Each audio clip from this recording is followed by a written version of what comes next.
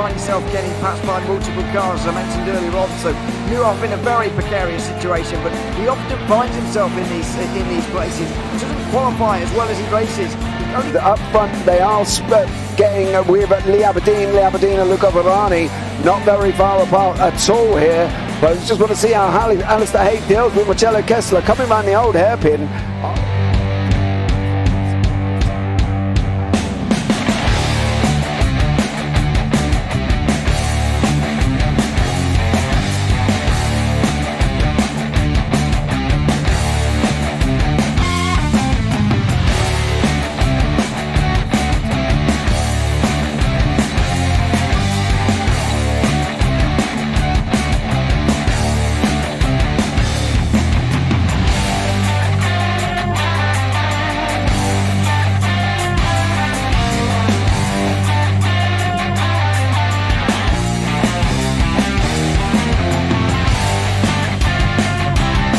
I would say it's not the best decision they've ever made, just not having done that under the safety car, really. Yeah, they're taking their pit stop strategies from Ferrari lately or something. What's going on? In turn one, just too much gas on them, too much feet on the loud pedal, and unfortunately he's dropped all the way down the order. But Philip Hammer is out in front by an 8.91 seconds.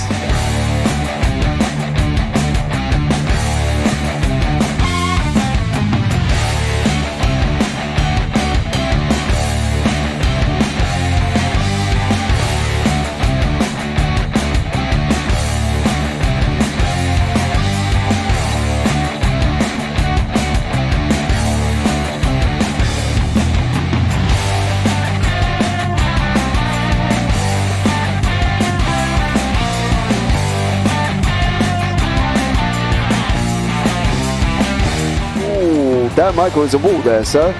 And it definitely doesn't want to be hitting that earlier on as well.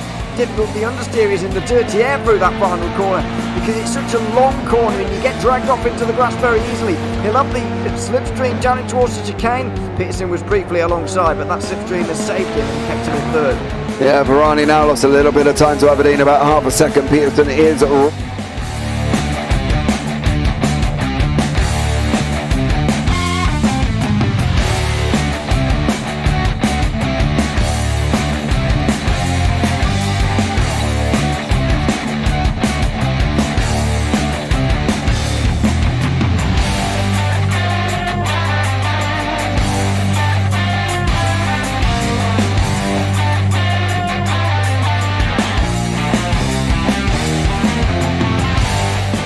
Pike's pushed Morton forward up ahead.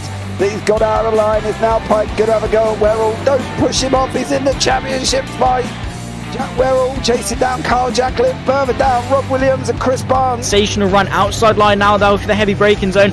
Around the outside goes the Audi R8. Look how much Miller's come back into play. Exactly. Miller's still such trouble. He's not on second and change. All of a sudden Miller's back in play.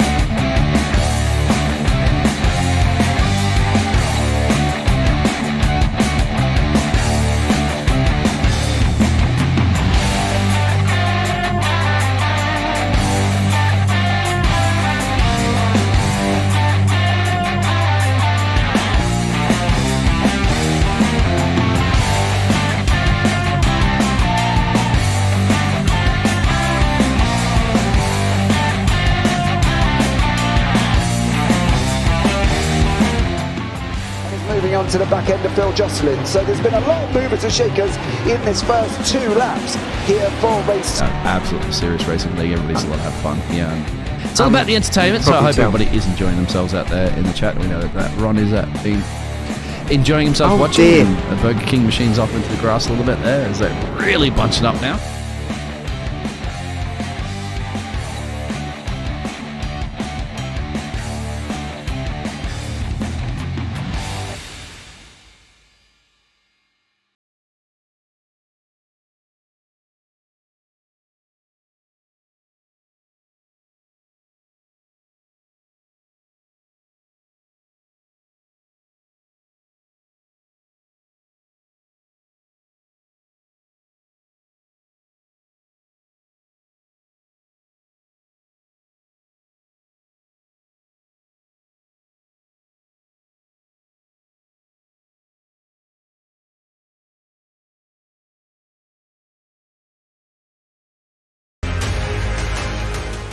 Does he have it? Medeiros is going to get it. Oh, they're going to toss it.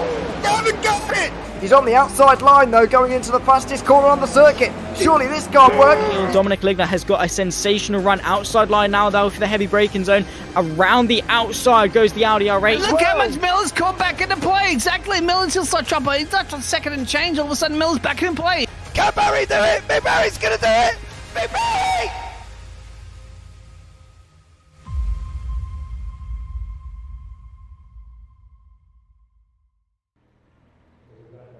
Good evening once again and welcome back to the JPB Broadcast Presents Season 4 of the JPB Clio Cup Round 2 from Mosport.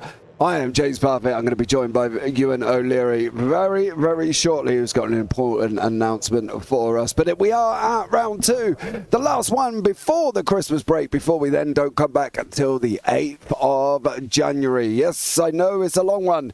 But with Christmas Day and New Year's Day in there as well, we kind of figured that people aren't going to want to race on them days, so we have given it a break. So we won't be back until the 8th of January.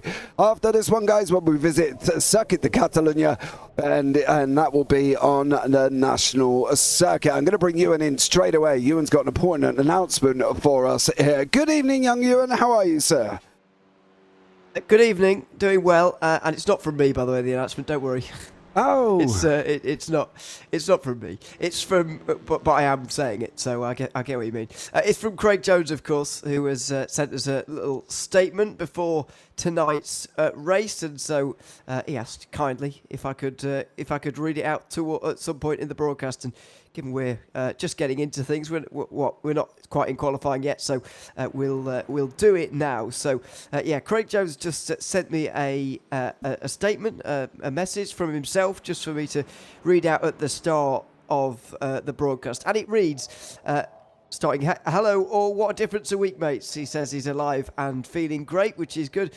He says he really shouldn't be, and doctors have stated how gobsmacked they are with his recovery, which is great as well. He says he owes his life to my beautiful wife who worked on me way past the guidelines of CPR, and the wonderful NHS who also worked past the set guidelines on shock to bring me back. Ultimately, it was the initial CPR done correctly from my wife which saved most of me, what appears to be no long-term effects. He goes on to say, emotionally, I found it a very hard time to watch the broadcast last week, and the tribute at the end got me big time. I also love the Wreckfest from everyone at the end. Thank you to everyone for being involved. Thank you to everyone who has sent words of kindness my way.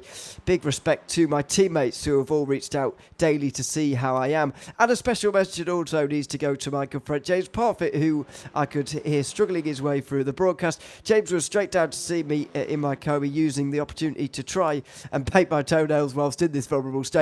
I will never forget James cutting up my food for me when I did wake, and feeding me with the choo-choo train method. Thank you to James and his wife Lisa for the support they have shown me and my family this week. I'm okay. I'm feeling I will be back better than ever. There is a plan. Please enjoy the racing tonight, knowing that I'm watching and not asleep this week. Love to you all, from Craig Jones. That's what he had to say at the start of the broadcast. So there you are. A big hello to him, because I know he's tuned in tonight, and that's great to hear. yeah, he wouldn't. Unfortunately, my wife didn't think it was appropriate that I painted his toenails while he was in a coma. However, I would have done quite happily. And also, if I'd had a Sharpie nearby, I would have drew glasses on him as well, because he wouldn't have known anything about it. But apparently, according to my wife, she also turned around and said, I'm not allowed to do that either. So I think it would have been a little bit cruel, because I knew he probably would have done it to me, Ewan, and painted my toenails and everything else. So it's good that we've got Craig back. It's good seeing him this week as well, and his wife Gemma and his two kids, Elliot and Kyan. We went for McDonald's, actually, while Craig was in the hospital. We all nipped off for McDonald's and left him there eating his dodgy hospital food that I fed him earlier on as well, with using the aeroplane and the choo-choo train, which if you've got kids, you'll know what that is when you're trying to get food inside somebody. And also I did as well, gave his chin a little wipe, purely because obviously he'd spilt some as well. And I didn't, what else do good friends do, Ewan, apart from wipe each other's chin down when they've spilt food down themselves? So, it's been a very emotional week, as we know, here on JPB. It's been very emotional for all of us. The drivers have been amazing. Everybody's been great. YouTube chat has been absolutely awesome as well, and we know obviously Craig is alive and kicking and sarcastic once more, and he's given the doctors a load of grief in Portsmouth QA, so that's absolutely amazing as well. So yeah, it's been a tough week. I'd love to see him wake up with red and green toenails, Ewan, wouldn't you? I'm not sure he would. No, but I would have found it funny. Maybe that's the point. But there we are. Yeah, I'm glad that he's watching on, or hopefully he's watching on here tonight, and gonna enjoy the show, and yeah, we can all have a bit of fun before Christmas, which is effectively what it is. As you say, it's going to be Christmas Day this time next week, so last one before we get to that. Yeah, if anybody needs my address for presents, Ewan, if you need mine as a work colleague, Christmas Santa, I'm more than happy to DM it to you, and you can, send me whatever it is you've bought me. I think I've already got your address actually, but there we are. I might have already have your address, James, but I don't have your presents. So forget it as well. We're not revealing it on the internet, but yeah. Anyway, yes, it's that time. Will the Royal Mail get it to you with a week to go? I don't know. To be honest, I have no idea. To be honest, I probably dread to think whether or not they would. Good evening as well to Phil. Phil's asked if you got a cold, Ewan. You seem full of cold. A little bit. Well, a little bit. I've got the back end of one actually. Yeah, I've been the best with regards to the cold. I have been actually the entire time I've had it. So it's interesting that you've only noticed now. Oh yes.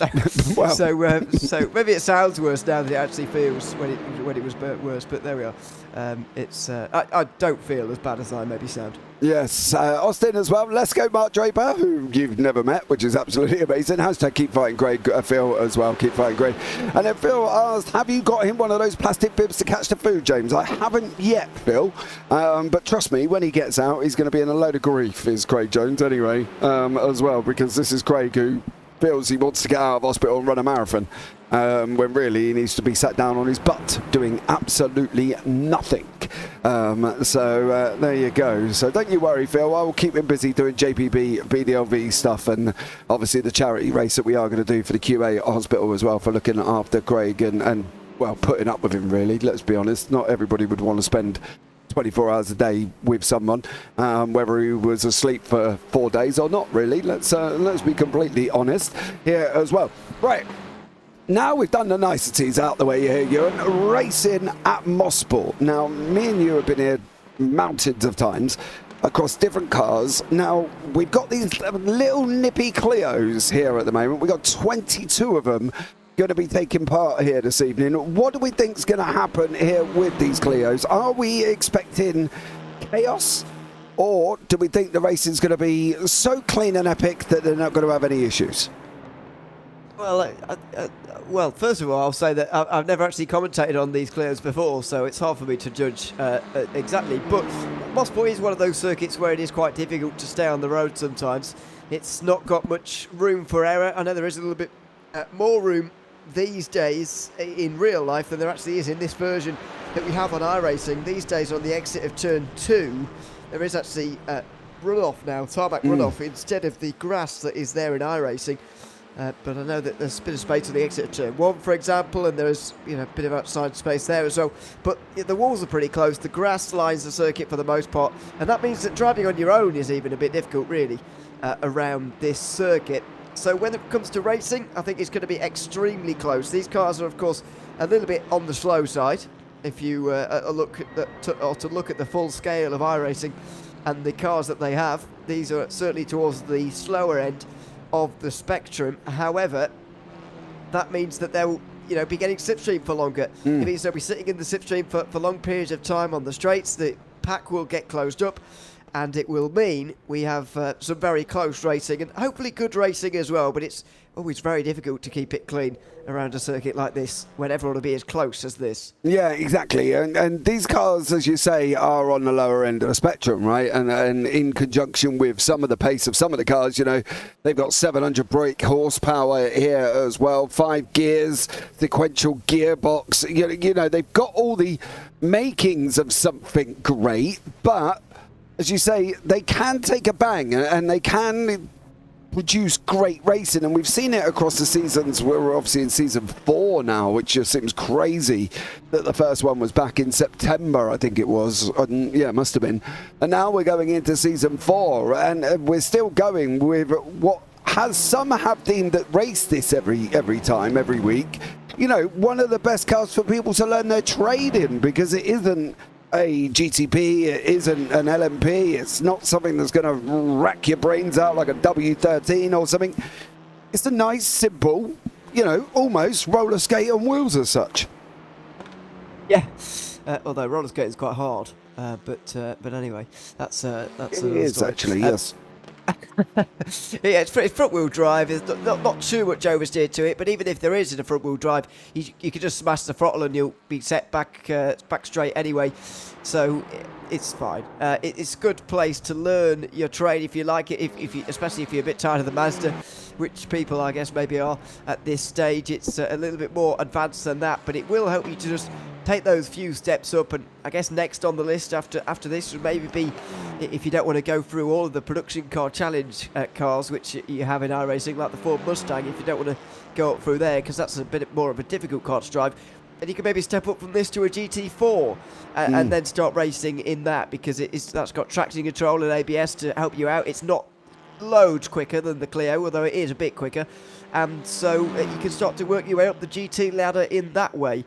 But equally, we've not exactly got rookies on the grid here tonight, especially in some of those who are up towards the front at the moment. They'll be getting absolutely the maximum out of the Clio because they just enjoy driving it, not because they're working their way up, they're just enjoying where they're at. Exactly, and one of the people we do know that's on your screen, believe it or not, right now is one Mr. Luke Maxwell. Come into the Clio series this season as well. He did Interlagos with us last week, and I think he finished 7th, I think it was, and he got a podium as well in race 3. You know, we had 6 different winners across both classes. We've obviously got pros in red, AMs in yellow. You know, it was a great opening race as well. My boy was high as a kite for a week because he won a race in the AMs on race 1. However, race 2 and race 3 didn't really go his way. Newman, Delmont, Ridley, Hardy, Draper, Maxwell were all involved with the pros, and then we had Godden, Andrews, Kellerman as well, my boy Edward and Ollie Ricks. You know, there's a good mix here this season, and I think the racing has reflected that over race 1, and I can't see this being any different. When I put Mosport on the calendar, I was so excited because it's Mosport and it's what we know as great racing circuit, and I think we could actually see some great free races here this evening and some great barnstorming racing with these little Clios. I think so. I think that's what you get around most circuits, really. You'd struggle to find a circuit where it really wouldn't suit this car, I would imagine, because of the way that it races. But especially around here, you've got that long back straight, which is what I really like about this track compared to some of the others, is that it will stay close as a result of that. But there are also plenty of other examples on this calendar where things will stay close as a result of that. For example, I think Interlagos last time, certainly one of those. Barcelona next time out as well, on the other side of the new year, will be a good example as well. It will stay relatively close throughout that. So yeah, a couple of examples there as to how the slipstream is really going to help, but that does create its own challenges. It will create its own great racing, though, I'm sure, when we get the racing underway, after we've done qualifying, of course, which has just begun. Yeah, qualifying gives us a great opportunity to have a quick look at the standings after race 1. We'll do that really quickly. These guys have got 10 minutes. The standings won't take us that long. In the AM standings, Paul Godden is sitting on top with 63 points, with 65 points, with Jack Andrews in second, who took his first win as well last week. Edward Parfitt also got his first win, and Paul Godden got a win. So the 3 race winners sitting in 1, 2, 3. Then we've got Charles Kellerman, Andy Littler, Dan Lewis, Wayne Palmer, Chris Dixon, Ollie Ricks, Jason Morris, Alan Toon, and Dale Bennison. In the team standings at the moment, moment, as they are on your screen. Genuine Recycled by Result with Jack Andrews and Charles Kellerman are out in front by 9 points over Sim Stickers. Then the JPB Racing team there as well, of Edward and Dan Lewis. Workguard by Result, Hereware by Result, and also Spiral by Result, with the iRace Esports at the bottom. In the pro standings, Pete Newman leading away on 65 points, only 3 points ahead of Adam Delmont, with Carl Hardy a further 10 points back from that. Eric Manafeld in 4th, with Mark Draper in 5th. Luke Maxwell is sitting in 6th. Carl Ridley 7th. Roger Morton 8th. John Bailiff 9th. Carl Jacklett in 10th. John McCutchinson in 11th, who had an absolute shocker last week. And David Ayres in 12th. In the team standings, Results Clothing Esports with Pete Newman and Carl Hardy in 1st. SRL Next Gen with Adam Delmont, Mark Draper gets 2nd. And the Win It and Bin It Racing of Carl Ridley and John Bailiff in 3rd. Team Radline 4th, Results Clothing iRacing team in 5th, and Send It and Bend It in 6th, with Photomedia.com in 7th. Close running already after race 1. It is only race 1 though. You know, they've still got 9 more to go, and they've also got their tricky, very tricky one here as well at Tsukuba. We are finishing off the season at Tsukuba Fall, which I think is just going to be either monumental or chaotic. But in the middle of that, we do have Catalonia National, Hockenheim National Circuit, Lime Rock Park Classic, Motorland Aragon Outer Circuit, the Nürburgring Sprint Strecker Circuit, and then we've got Okayama International Fall, Summit Point Raceway, and then of course Tsukuba as well. Great racetracks on the calendar there, Ewan. Any ones that you would sit back and think, do you know what, that's going to be my favourite one? In terms of racetracks, I think, or racing, the Nürburgring layout, I do like the slightly shortened Nürburgring layout, but in terms of actually driving, it's not, you know, it's not a joyous one particularly. I don't think. I think Lime Rock Park Classic will be a bit of a better one for pure driving spectacle. I'm not sure how the racing's going to be around there, because it's so tight and narrow that it could be a bit difficult to actually race on. I know these Clios aren't exactly big, but even so, they might find it a bit tricky.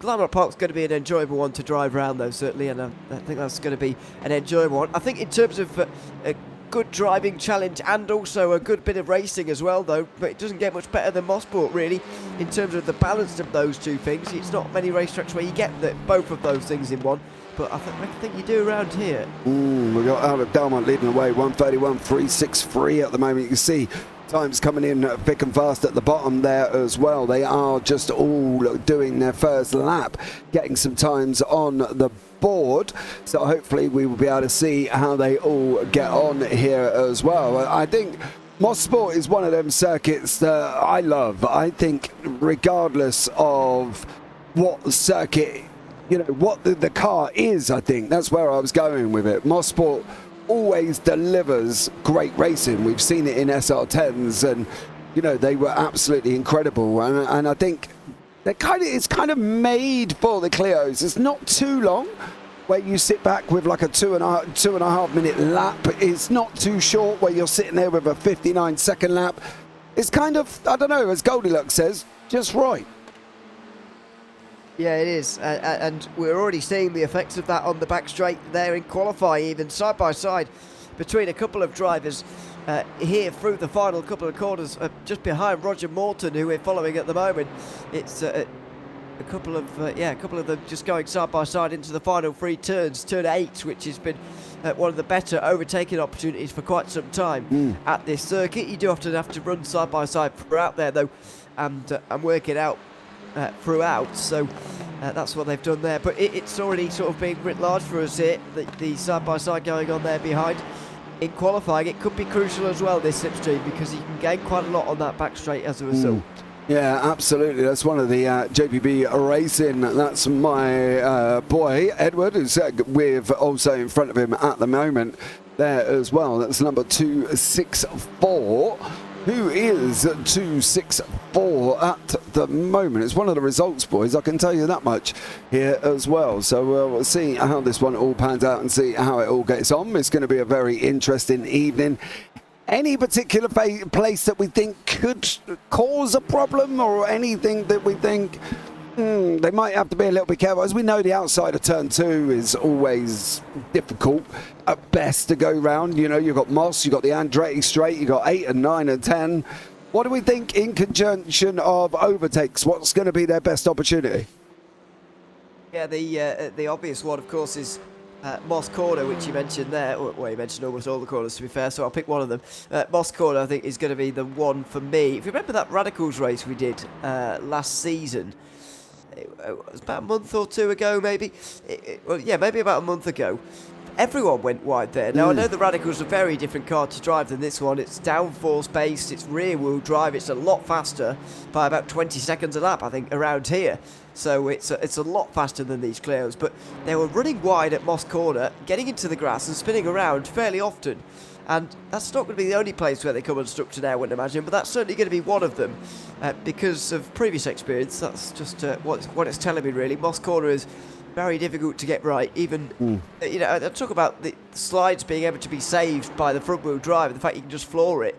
Well, that doesn't matter if you're on the grass. If you're on the grass and you're out wide, then you floor it, you're going even further wide. So it's certainly going to be Moss Corner, I think, where we're going to see some problems. Yeah, absolutely as well. I think you could be right as we're on board with Chris Dixon from the Headwear by Result Guys team here once more. Pete Newman gearing out and putting a purple in Sector 1. This could be an interesting one for Pete. His battle with Adam Dalmont is not only just Pete Newman and Adam Dalmont now. We've got the likes of Luke Maxwell, Mark Draper, Carl Hardley, Carl Ridley's back as well. Roger Morton was promoted from the AM, so was David Ayres last season as well. And I think it could be a good mix of racing here once more and a good steady progression to see how these all go. Let's have a look and see what Newman does along as he goes over the line. His purple green, what's his yellow at the end though? Is that going to offset it? It's not. 131 for 153 for Newman. He goes quicker by about 2 tenths here, Ewan, and that's a big old chunk of time it's gone quicker. Yeah, it is, especially to leap up from second like that. It's quite late on in the session as well. Expecting that to maybe be the pole time. Another lap there from Delmont. Not sure it was an improvement at all. So Newman's looking good here for a pole position. And to have nearly 2 tenths around a relatively short circuit like this is pretty impressive, because it's not only about the length of the circuit, it's also about the amount of corners. And realistically, there are, well, there's supposedly 10 as far as the track map goes. I would go there's even less than that, to be honest with you, because we know how they like to number their corners in North America. But there's not many corners around here, and so when you're looking at 2 tenths and you're dividing that down, that's actually a significant amount of time per corner, which is what you're really looking at. Yeah, I think that's that's the thing, isn't it? As me and you both know, we have these simple discussions about this every single, time here at American circuits, that basically where there is a random number, let's just say, in a corner that we really don't think is a corner, but they're going to have to try and battle them 10 corners in cars that can take a little bit of a bang. Don't get me wrong, you can't go and thump it into a barrier nose deep here, Ewan, but they can take a little bit of a knock, these little Clios. Yeah, they certainly can. They're built to that. They're basically touring cars, really, or they're sort of lower-end touring cars. They've supported touring cars in the UK for a long time, of course, and they're kind of built to sustain that, so not really surprising. That might shape some of the racing that we see here tonight. Looks to be another very slight improvement from Delmont there, actually, but nothing to challenge for pole position as the 10 minutes runs out now. It looks like it is going to be Newman who takes the pole for this opening race of the evening. Yeah, absolutely. Here is the grid. We've got the pros at the front. Pete Newman is on pole position with Adam Dalmont in second and Luke Maxwell in third. Mark Draper fourth. Carl Hardy in fifth with John McCutcheon and Carl Ridley in sixth and seventh. David Ayres in 8th with Roger Morton 9th, Adam McNally 10th, Eric Maniveld 11th and Carl Jacklett down in 12th.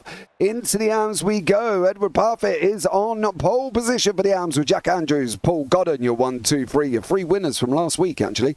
Wayne Palmer in 16th with Dan Lewis 17th and Andy Littler 18th. Then you got Jason Morris, Charles Kellerman, Sir Alan Toon, Chris Dixon and Mick Barry, who I believe is here once more. This is going to be a very excited evening of racing, as we generally say at this point. Buckle up, get your popcorn, sit back and watch some incredible epic racing of these Clios. 23 of them now going to be buzzing around here like absolute troopers. And who do we think Ewan, they're all going to survive the first lap? I think that someone's going to be a casualty, unfortunately, of the opening lap, because it's very narrow around here.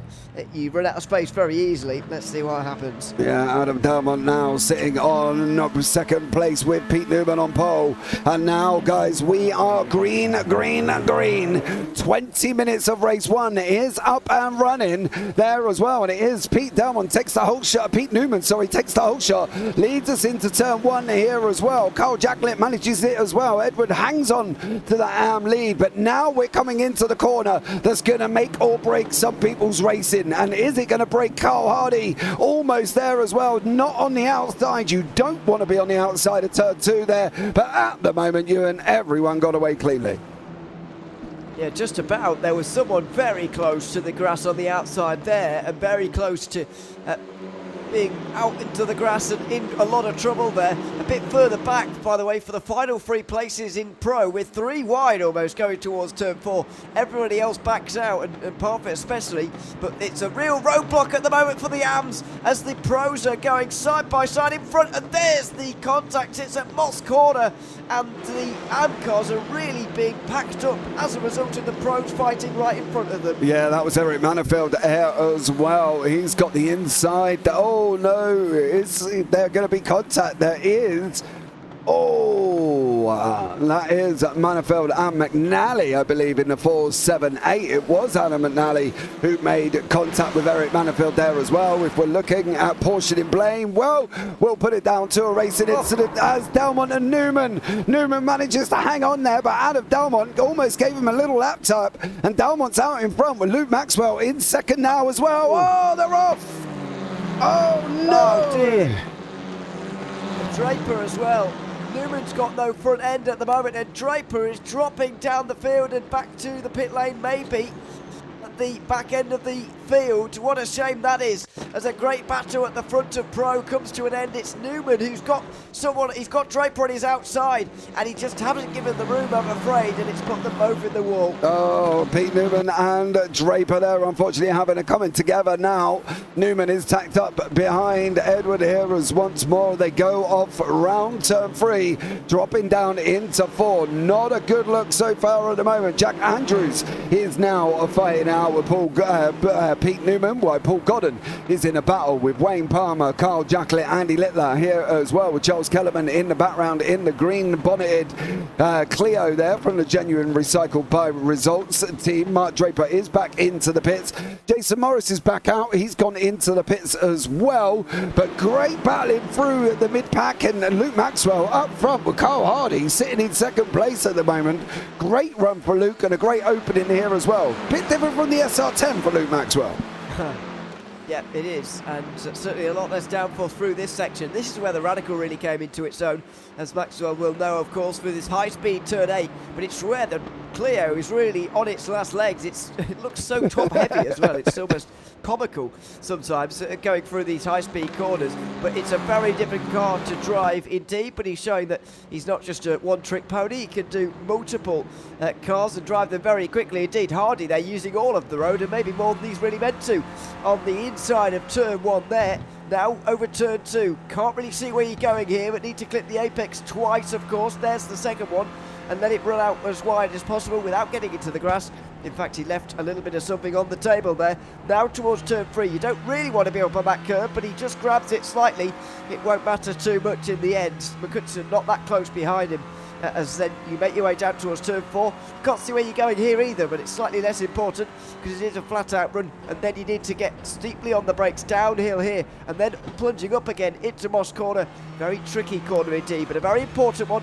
It makes or breaks your run onto the back straight and your overtaking opportunities for this lap. Yeah, absolutely, as they go running up Andretti straight now on board with Carl Hardy. You can see the speed on the right-hand side.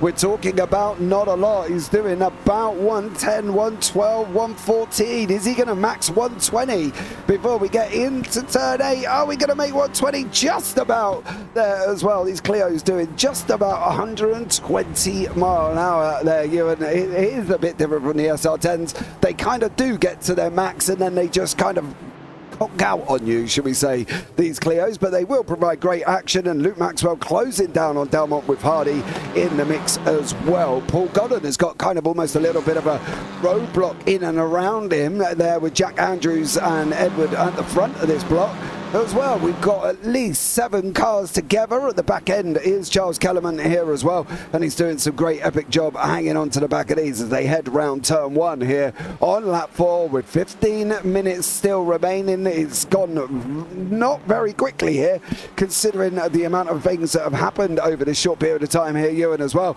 These guys are going off round 2 turn 3. This is your battle for your AM lead, Edward and Jack Andrews, with Pete Newman hanging on, as we've seen, with practically half a car out the back of that one, as he's missing a few parts here as well, Ewan.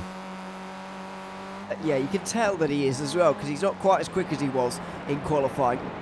I mean, just look at that car. Of course, it's not performing as well as it could be. It's an absolute mess at the moment. There's smoke coming from in front of us. Not sure if it was Andrews himself locking up the brakes or whether Parfitt was having just a couple of problems, but surely there's going to be something happening here, and Newman can't really be a part of it. He's dead in the slipstream of Andrews, as we can see, but he's not getting anywhere. It's that front nose at the moment acting as a bit of a parachute for him, and he just can't get on terms with the AM guys, and that's going to prove to be a real problem. He'll be a spanner in the works for this leading battle that is going side by side into turn 8. Andrews on the outside there, didn't want to hang it round there or try to, and so just tucks back in line again for the end of the lap. Yeah, I think the problem is the outside, as Andrews does go a little bit wide. He has lost a couple of places. Pete Newman there, he's on the threat of losing another one to Paul Godden, who's got the inside line on him down into turn 1 at the moment. Godden in that red white sim stickers, Jack in the green recycled. Contact. It was Newman trying to go through on Parfitt there, and it's just gotten Parfitt slightly out of shape, and overcorrection, front wheel drive straight into the wall, unfortunately for him, and that is a real shame from the AM lead for that contact to have happened, and it's really set this group on fire as well, because now everyone's fighting here as well, including Jacqueline trying to get through here, one of the other pros trying to make his way through the AMs. Yeah, definitely there as well. I'm sure they'll have discussions. Them two are in the same voice chat.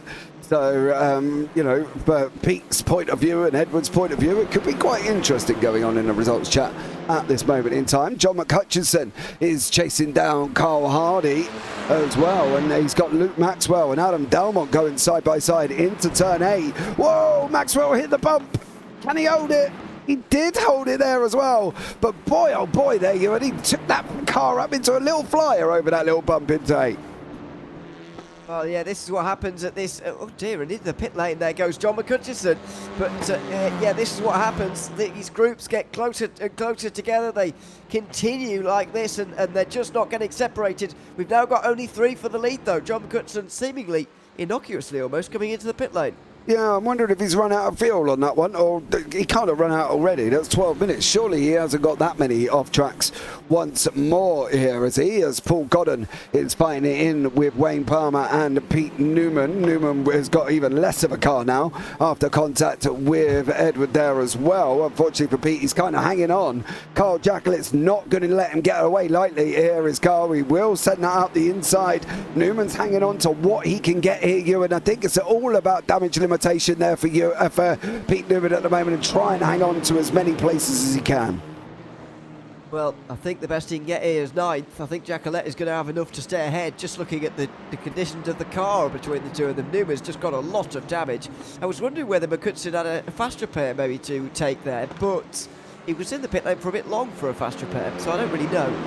what's gone on there for him. It was 6 seconds, I suppose it could have been, but I don't know. Jacqueline will be going through now on Andrews. Will Newman be able to follow? He's dead in the slipstream of Jacqueline, but look at him losing speed. And Wayne Palmer and Paul Godden are going to be trying to overtake him here, or are they? Are they going to let him stay in front or try and overtake him here? It's a very weird place to be. Yeah, for Pete Newman, not an ideal solution. He's got bits of his car left on this track as well, and I'm sure if it was live, there'd be people picking it up and putting it on eBay the following day. Wayne Palmer's now coming after him with Jack Andrews in front of him, Paul Godden there as well. We've seen Newman on this outside line. That's not worked once before. We've seen him on the inside. He's also been involved in contact again for Pete Newman on both counts there as well. So maybe Pete's feeling a little bit of the pressure at the moment with Delmont out in front by nearly 2 tenths with Maxwell. He has closed this gap up. Maxwell is getting quicker and quicker and quicker. So maybe for Adam Delmont, he's not going to have it all his own way. No, and I don't think that is... I think Luke Maxwell has made that clear from the very start here. He's been hounding Delmont right from the beginning, and that is only going to continue. I do wonder whether Maxwell is struggling to get through or whether he's just waiting. We say this often at Mosport, and we say this often at these kinds of circuits, in these kinds of races. Is he just waiting for the last possible moment? Is he waiting for the last lap because he knows he can overtake there without reply? Or is it going to be a little bit more complicated than that? In the slipstream on the way towards turn 8, he's not going through this time, but is that because he hasn't got enough speed on the straight or not? The thing is, these aren't high downforce machines, right? You know, we're not talking GTPs, we're not talking F3s, we're not talking SR10s. You know, we're talking almost these little boxes with wheels attached to them. Is the draft there? That's what I'm wondering for Maxwell. If he hangs it out to the last lap, there's no saying that he's even going to get the opportunity to overtake him, because the draft just might not be able to be there enough for him. You know, he's not in a very air-dependent car. You know, they've got that little bit of a wing where it's almost 2 rectangles sticking out on top of the sun visor part of the back windscreen. But that's it. He might just not have the draft there, Ewan, to make the overtake. Yeah, that's what that's the kind of 2 theories that are opposing in my head at the moment, really, as to whether he can't or won't at this stage in terms of this overtake. I think though, if he's in the situation where he is waiting, then he's already figured out at this stage, I know that my car I'm getting enough slipstream here, and I know that I can get the run on the last lap to overtake, because I've already sort of half tried before, laid the foundations for it in a previous lap that we haven't seen. Now, that could have happened, or he could just be struggling. I think this will tell us a lot. Once again, Delmont is defending a little bit, but Maxwell just weaving around slightly. He's benefiting from the slipstream even more a little bit as they go uphill as well. He's looking to the inside again and not going through. I think he kind of knows that he doesn't need to go through at this stage, and he's waiting for the latter portion of this race so he can overtake late and then hang on to the lead for a short amount of time rather than lead all these laps and not win, which is what he's hoping happens to Delmont. Yeah, well, we'll have to play that one by ear. We've got Carl Ridley, who we've not seen much of today. He's hanging on with Adam McNally, David Ayres, who's also battling away with Roger Morton. They are on the same team, so I'm not entirely sure how much battling would be taking place at this moment in time here as well. Eric Manifield from the Send It and Bend It is all the way down in 10th at the moment. John McCutcheon's back in the pits again here, so I'm not quite sure what's going on with John, whether or not that's hardware or what the situation is here as well. So we've still got the cars running. Dan Lewis has lost an absolute chunk here as well in the pits. So I'm trying to see what's happened, if there's anything happened to Dan Lewis, or was there something we missed here, because I can't actually see his name apart from just nothing in general here once more. He has been in the pit lane twice already, and one of them was for nearly a minute, so clearly something has gone wrong, and he's 3 laps off the next car, 4 laps down on the overall leader, only just coming over the line now, whereas these guys are making their way towards the line on the back straight. As you can see, side by side between Ridley and McNally, just in front of Ayres and Morton, who are nose to tail at the moment. Absolutely side by side between McNally and Ridley, though, in towards turn 8. Been a long way round the outside for McNally to give him the inside for turn 9, and should have that move done in that case. Ridley hangs it round the outside though. Good racing between these two. And the inside for the final corner will seemingly prevail, with Ayres getting all the speed now and Ridley having to defend while making an overtake, which is slightly bizarre. Ayres going to try and follow through with Morton as well. They're all in a line.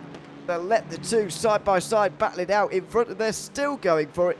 Finally, Ridley hangs on and they all stay in the same positions they started with. Yeah, it is there as well. Then further down, we've got Jacklett fighting out, Paul Godden, Wayne Palmer, and also Andy Littler. We've got the two sim stickers of Paul and Wayne on the same team here.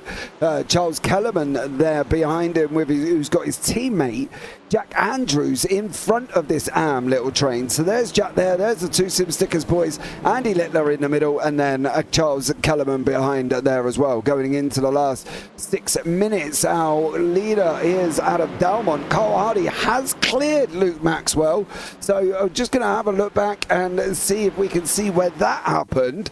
Oh, Maxwell run wide in turn 10. That's given Hardy the inside line, and he's just going to take that into Andretti. Again, an area of the track that we did say could happen here, Ewan, and it happened, well, to Luke Maxwell, unfortunately. Yeah, it's Moss Corner, and it's just very easy to get wrong. Doesn't matter who you are, it will take no prisoners. The grass on the outside there especially will punish you if you even run that slight little bit wide. So over the line they'll go. Should be 3 laps to go here, maybe 4, depending on how Harrison wants to do it. I think it'll be 3 laps to go, and Maxwell will have to make 2 overtakes here in the last 3 laps, something which I can't really see happening for him. I can't either. The same situation with Roger Morton here as well, with David Ayres in front of him, and Adam McNally and Carl Ridley have been together but pretty much most of this race as well. Can Morton even think about getting remotely close here as well? And there is David Ayres there with a keep fighting, hashtag keep fighting grade sticker on the bottom of his car once more, as we're going up now, down through turn 4, as we say, completely blind. You drop over, know where the inside is, and now we're going down into down and up, sorry, I should say, into Moss Corner on the inside line. We're literally inside David Ayres at that point, which means Morton there must have been contact there at some point, Ewan, as we literally saw the inside of David Ayres' car. Well, the iRacing cameras are placed a little bit in front of the bumper, so it's not necessarily that they made contact, but they may well have done, as we were so close going through Moss Corner. Doesn't seem to have helped any. 2 of them still quite a long way off the 2 in front, and McNally not able to get down the inside this time. It's going to be a lap of single file for these 4, as any hopes of being caught by those behind or catching any drivers in front have gone away. It is going to be 4th to 7th for these drivers, but in what order are they going to be? They're about to cross onto the penultimate lap of the race, and McNally is going very much to the inside here in a bit of a different move maybe to try and take this place. Still can't get the overlap though. No, definitely can't. Neither can David Ayres even remotely get his nose in front there.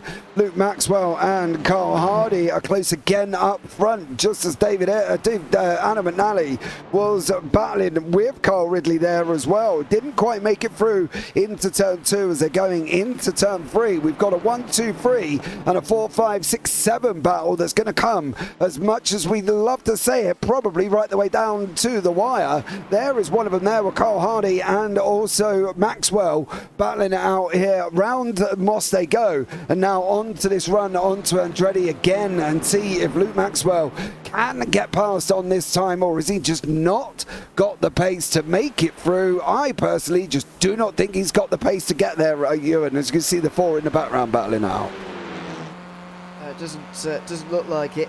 I think it's been a bit of a struggle. I think the promised slipstream effect has been slightly reduced, especially for these 3 up front, although the others seem to be able to make it work quite nicely. I mean, this has been a bit side by side for a lot, although I think Ridley's made a mistake. McNally's gotten through easily, and Ayres looking to follow through as well. I think Ridley may have made a mistake through Moss Corner there, which has contributed to this. Oh no, it was not a mistake, it was contact with McNally first of all, and then while stuck up on the inside, I think he's just had a poor run onto the back straight there. McNally with a good run, and that has really not helped Ridley here at all. He's also been overtaken by Ayres. Yeah, final lap of the race now as well. Roger Morton is trying to go at Carl Ridley. What about Luke Maxwell and Kyle Hardy? They're on their run round turn 3. Delmont looks like he could have this one wrapped up for the pros here. Is he going to be able to hang on? That's going to be the question. And is Hardy going to hang on as he battles away with Maxwell for this run, and this blind run down through turn 4, then up the other side.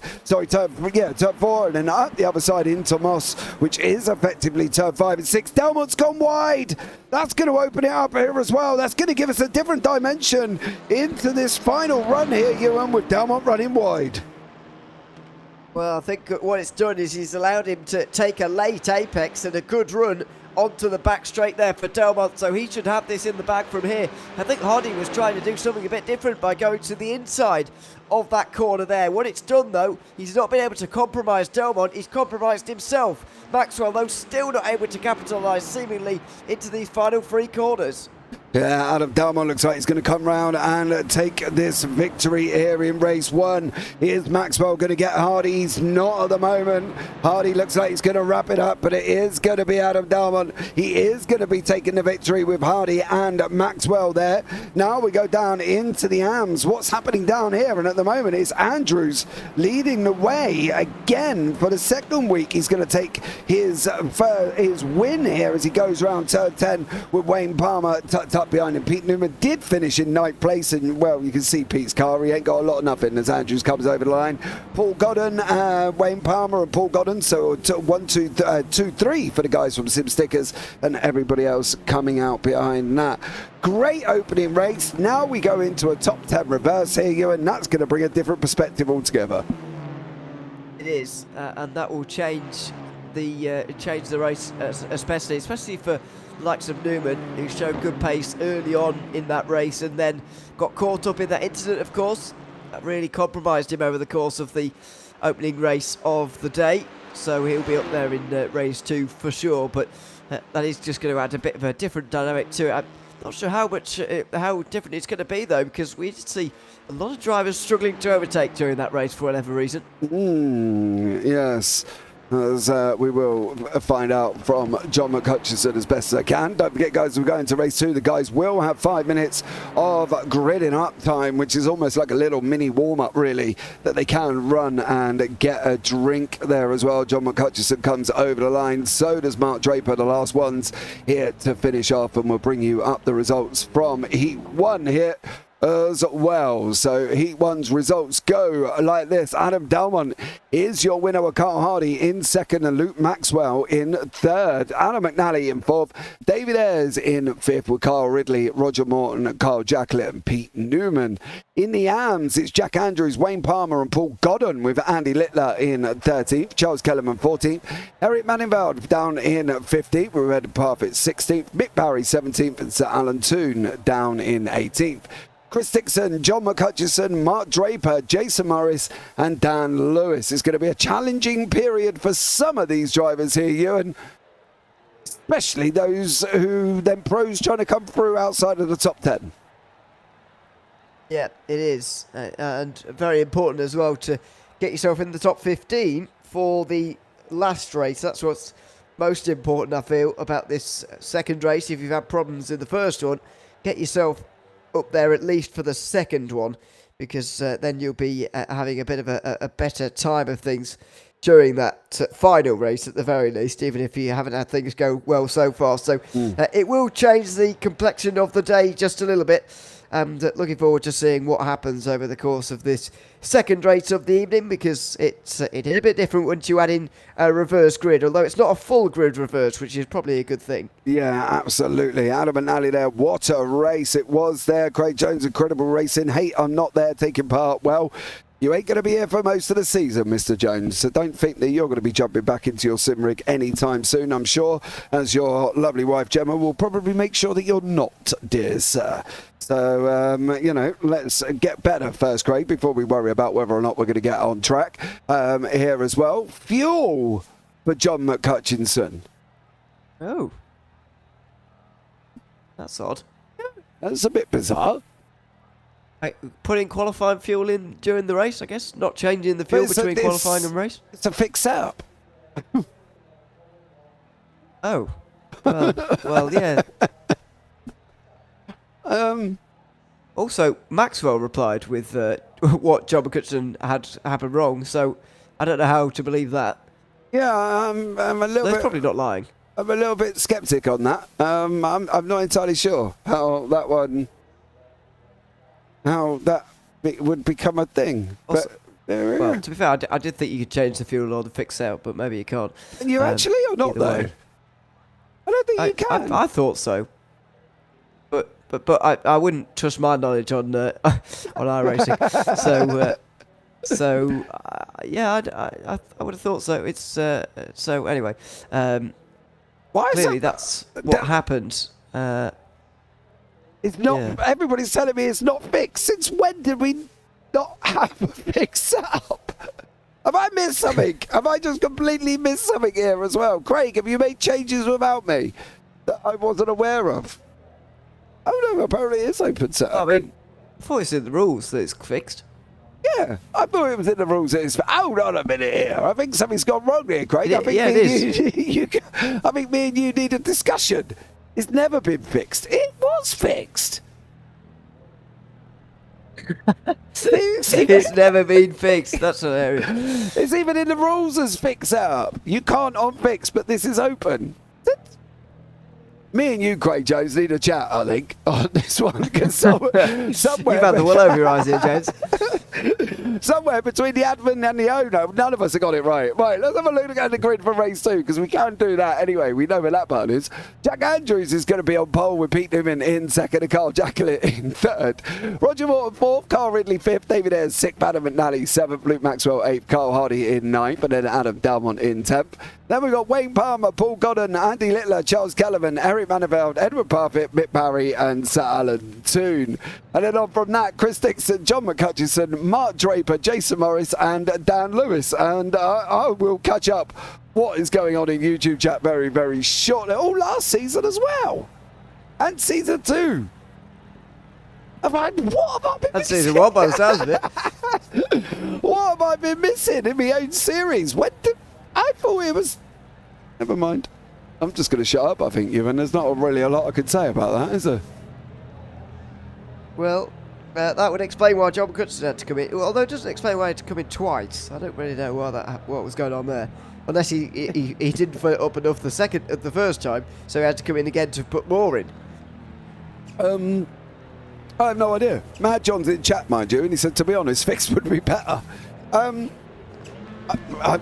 clearly thought was on a different planet as we go into race 2 here as well. 5 laps is out, and we are green with Jack Andrews getting off the line, leading, taking the whole shot down into turn 1. He's got Pete Newman on his outside, mind you, and Carl Jacklett in the mix as well. Roger Morton always going side by side with Carl Ridley, Adam McNally, and David Ayres. Them 4 pick and resume their fight as it was in race 1. Newman now leading this race as well. Jack having a go. McNally's nearly on the outside there as well, unfortunately for him.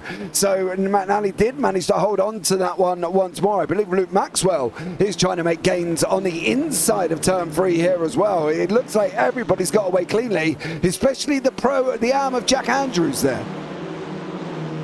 Yeah, and he's already got a big advantage, of course, because of the reverse grid. Just needs to keep it on the road, basically, and he'll be a winner again in that AM standings. He'll be having a fantastic time as a result as well. So it's looking good for him, and looking good for Newman as well. We saw his pace in race 1.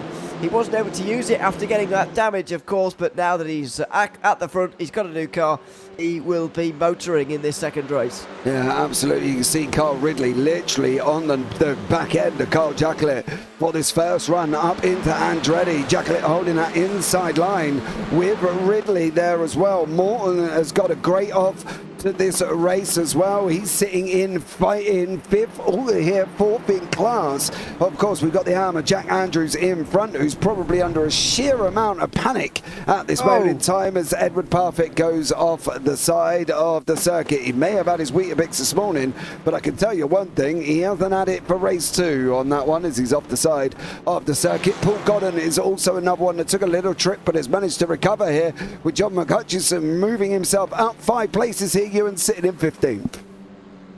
Yeah, and that's all he needs to do, really, in my opinion, for this race. Get yourself in the top 15, get what positions you can off of the other pros, but it's going to be difficult to, from his position. Just get yourself in the top 15 at least and have a good final race of the evening. That's what he's got to aim to do here, I think, in race 2, and he's achieved that so far. 3 wide further in front, though, with the pros really turning on the action now, as some of them are having to work their way through the field again and get themselves towards the front here in race 2. Lots of those that did so well during the first race, like Delmont and Maxwell, struggling to find their way through so far. That was Delmont getting a terrible run onto the back straight. Yeah, they were 3 wide, but the 2 boys there, Roger Morton and Adam and David Ayres, coming into Moss, and then they opened it up, and Delmont decided that he was going to put his nose up and make it 3 wide down through Moss corner, which is never going to work here as well. There is a car in the middle there he's just had a little bit of a brief blink of internet. That is Eric Maneveld once more. Maxwell trying to go around the outside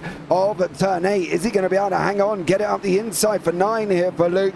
And he does manage to make it through. He's got to open up 10 though, because Manefeld's going to come at him, and he did come back at him, did Manefeld as well. Now they're running out, spending the last 3 corners side by side. Maxwell's now trying to go around the outside of turn 1. He doesn't want to open it up for Wayne Palmer and Paul Godden to stick his nose up at the moment, but Maxwell down 3 places here, and Carl Hardy and Roger Morton, and they've resumed their battle here, Ewan. Some great action taking place in race 2. Yeah, it's proving to be difficult to get through for some of those who are having to. Those who, of course, got set back with the reverse grid are having to work their way through the back through the order. It's not happening for Maxwell at the moment, down to 11th. Delmont as well has been struggling. He's in only 9th at the moment. Side by side they go through turn 4 down the hill towards Moss. This could get a little bit difficult for everybody. Delmont through on Ayres, and that was a good move. And in the end, it was a good move from Hardy to get through on Morton into that corner as well. Yeah, absolutely. Jack still managing to hang on to that second place is Jack Andrews. He has got Carl Jacklin and Carl Ridley for company here as well. We've got Charles Kellerman, who's also trying to fight it out with John McHutchison and Mark Draper. Draper obviously recovering from his race 1, sitting in 11th in class here, up 7 places, mind you, 14th overall. You can see Hardy, Morton, Delmont, Ayres, Maneveld all still going at it, and Luke Maxwell as well. There's a lot going on in this middle section, and if they're not careful here, and this could just go completely Pete-on. Well, it's already allowed the top 5 to get away, so in some ways it has already gone a little bit wrong for them. Side by side between McNally, Ridley. Oh, we seem to have a drop out The of damage. Ewan. Hold on. But Maxwell still struggling to get through, and he has been struggling for overtakes so far. He's not up to 10th at least, but he's still a long way from where he needs to be, and he's got a load of drivers in front to overtake. Yeah, exactly. He's got Roger Morton, David Ayres, Delmont, Hardy and Ridley. And Ridley is trying to get hold of Jacqueline, which is allowing Jack Andrews to hang on to this second place with McNally behind him. John McHutchison and Mark Draper going at it. And we've got Jason Morris, Edward and Sir Alan Toon going at it at the back of the order. This is 19th, 20th and 21st. We've got Andy Littler into the pits as well. We've got Chris Dixon, who's not here for race 2 either, so I'm hoping Chris is okay. Mick Barry, Dan Lewis have been off the side of the circuit. Here's what happened to Andy Littler. Should be seeing what happened here as well. Oh, he's already gone off. He's already lost pretty much most of his car there. Oh, okay. That was John McHutchison and then Andy Littler going into the wall as his rear just pops off randomly as well. But yeah, some great action, and it's still here with Carl Hardy and also David Ayres with Adam Dalmont still scrapping it out. Yeah, it's still good racing here. So, oh, that was close as well. Dalmont shoving Hardy out wide there quite a long way. And now they'll jump over the curb, down the hill at turn 2. Dalmont will have the inside and will... As we... Maybe for... Ewan? Gotta love the Discord issues here as well. Once more still happening. I'll try to do this in a different way, as it seemed to be when we join in here as well. Let me see if I can give Ewan a bit of a call, and we'll try it this way, as this one seemed to work better for us here as well, and we'll see if we can hopefully hold on to Mr. O'Leary once more. Ewan, are you still there, sir? Yep. There you go. Awesome stuff. Right, Dalmont and Hardy, as you said, the last thing we heard from you is Hardy, Dalmont pushing Hardy out the way. Oh right, okay, that was a long time ago. But yes, it was all on between these two. Suspected actually when Dalmont got through that he'd be off and away actually, but that's not happened, and he's been pegged back again now. But either way, I think he'll be fine, and should be able to hang on to 6th place from here, and maybe even put some distance between himself and some of these guys he's with right now as well. Andrew's under attack from Ridley and Jackley. Andrew's still holding it on there. This young lad is only 16 years of age here, Ewan. He's under a lot of pressure from some very quick drivers. Carl Ridley, the Australian, who's up very, very early, with Carl Jackley, the old veteran from the TCRs and from the Clios as well, still hanging on there. And poor Jack's doing a great job, but he's got to be nerve-wracking, isn't he? He's going to have his nerves all over the place. Yeah, you'd imagine so, and it's going to be one of those groups where everyone's going to be a little bit concerned about what's going on here, because it's basically the whole thing from 2nd place down to probably Hutchison maybe in 15th at the moment is all what we can see here for a huge group. And this is exactly what you get during reverse grid racing, although McCutcheon's still struggling to even hang on to this top 15, and he really needs to for the 2nd race. Side by side further up in front, no point in Andrews really fighting on this too hard, and he will let Ridley round the outside. Yeah, I think for Jack, he's got to make a decision. Obviously, he's got Adam Dalmont coming through as well. Dalmont making places up. He's up 5 places with Carl Jacklett now behind him. He's just gone past Jacklett as well. So Dalmont really pushing the boat out. He knows he needs to close the gap to Newman. He cannot afford to allow Pete Newman to get too much of a run on him over with points as Maniveld goes off the side of the circuit. That's going to allow Draper to come through, who's been working his way up. They're side by side going into turn 2. We've not always seen this work. Somebody normally ends up out on the grass. Maniveld, no, you come across his nose all day, baby. You come across the nose there, and unfortunately you cannot and will not get away with that one, Ewan. Yeah, unfortunately the punishment self-serving, if you like, because he didn't quite give enough room on the outside there. It got spun around and into the wall as Andrews is off the road now. This could be drama in the lead of Am. It's all got very close there. Look at that group just up in front. We're 2 wide, 3 rows deep here. Andrews was one of them, involved in a bit of contact, and really doesn't need to be with the lead that he has. Yeah, now Andrews is under pressure. He's got Hardy, McNally, Ayres, Jacklett, Morton, Maxwell and Draper, who's going to be trying to get onto the back. They're all going to be fighting out for a bit of position here. Not quite sure entirely where they're going to go, because there ain't a lot of positions anywhere throughout this battle. There is Jack Andrews in the middle. That's going to allow it. There's Morton. Jacklett is just going to try and send it. Morton's going to have a go up the inside going into turn 10. Jacklett gets a little bit loose there. Craig, from Maxwell's point of view, he's hanging on. They're going at it here, Ewan, further back in the pack. That was very close to a big disaster. Lots of contact was going on there, and thankfully they've got away with it. Maxwell with some good speed there. Jacqueline just couldn't quite keep his nose alongside it. Allows Maxwell round the outside. Oh no, it's gone wrong. It would have been special. Unfortunately for Maxwell, it's a trip to the grass, and he's scraping himself along the wall now as well.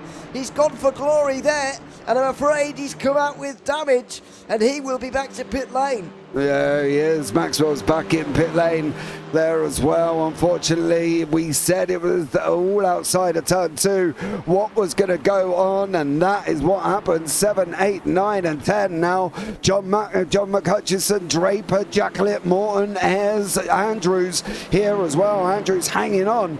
Phil across the pond there makes a valuable point in YouTube. He said Jack won't have nerves at his age. Well, he's 16 years of age here. Will he have nerves at that age, do you reckon, Ewan? Oh yeah, definitely. I used to have nerves when I was racing back at that age. I can't remember that far back. It was a long while for me, you know. It was only a few years for you. It was. No, what do you mean, man? It was, well, 5 years. That's yeah, exactly. More than a few, but more than a few. It was. How many? 29 for me.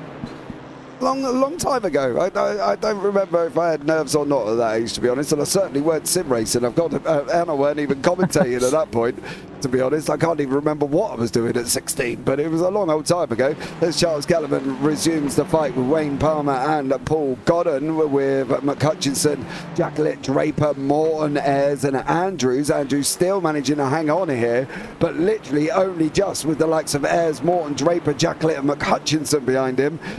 Okay, so he's got about 3 seconds, maybe a little bit more over Paul Godden, who's the next one in the arms here.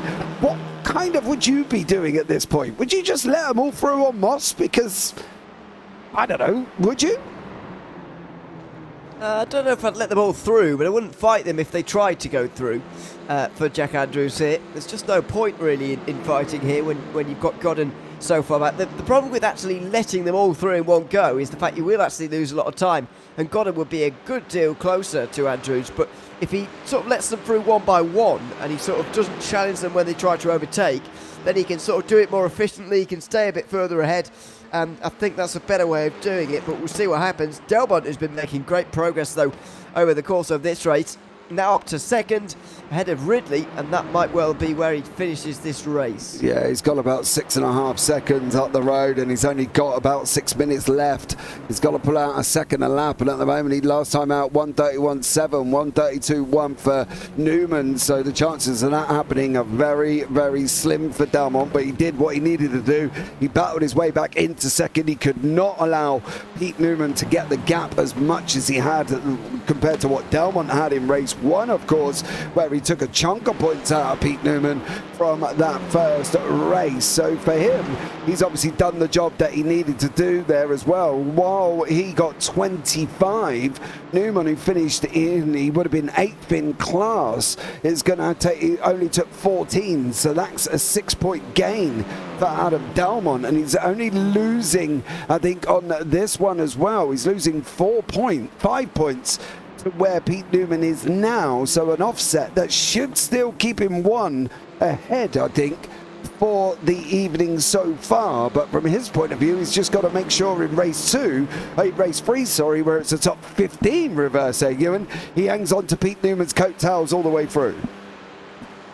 Yeah, he does. It's pretty early in the championship really to be worrying too much about that. I think 10 rounds, very long season indeed.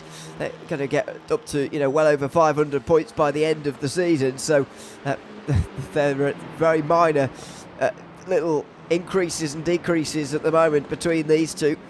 So I think they won't be too worried about that for the moment. It'll all just be on race 3 and seeing who can win it, although it would be a very long way for them to come and try and win that one, I would imagine. 3 laps to go now as we cross the line again to complete what's going to be another 13-lap race by the looks of things.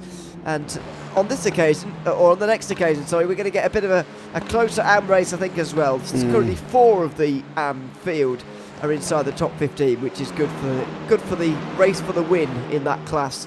the second time around. Yeah, Dan Lewis has jumped back to the pits again for no reason. Then he's just gone back. I'll have to try and find out what's going on with Dan here, as he's been in and out the pits all evening. Mark Draper and David Ayres and Roger Morton and Jack Andrews still going at it, with John McCutcheon and Jacqueline behind that. And then you've got Paul Godden, who's 2.5 seconds back. He's got his teammate behind him there as well, in Wayne Palmer, and Charles Kellerman trying to hang on in the background, with Manningveld also trying to make his way through. Luke Maxwell is still running as here, so that's great for him, but Andrews is under a heap of pressure with Roger Morton. He lets through the pro sister team almost of the results guys here as well. And for Jack, he's now got to make a decision. What is his gap to Paul Godden? It's about 4 seconds here at the moment, Ewan, and with only 3 minutes left on the clock as such. Is there much point Jack fighting anymore?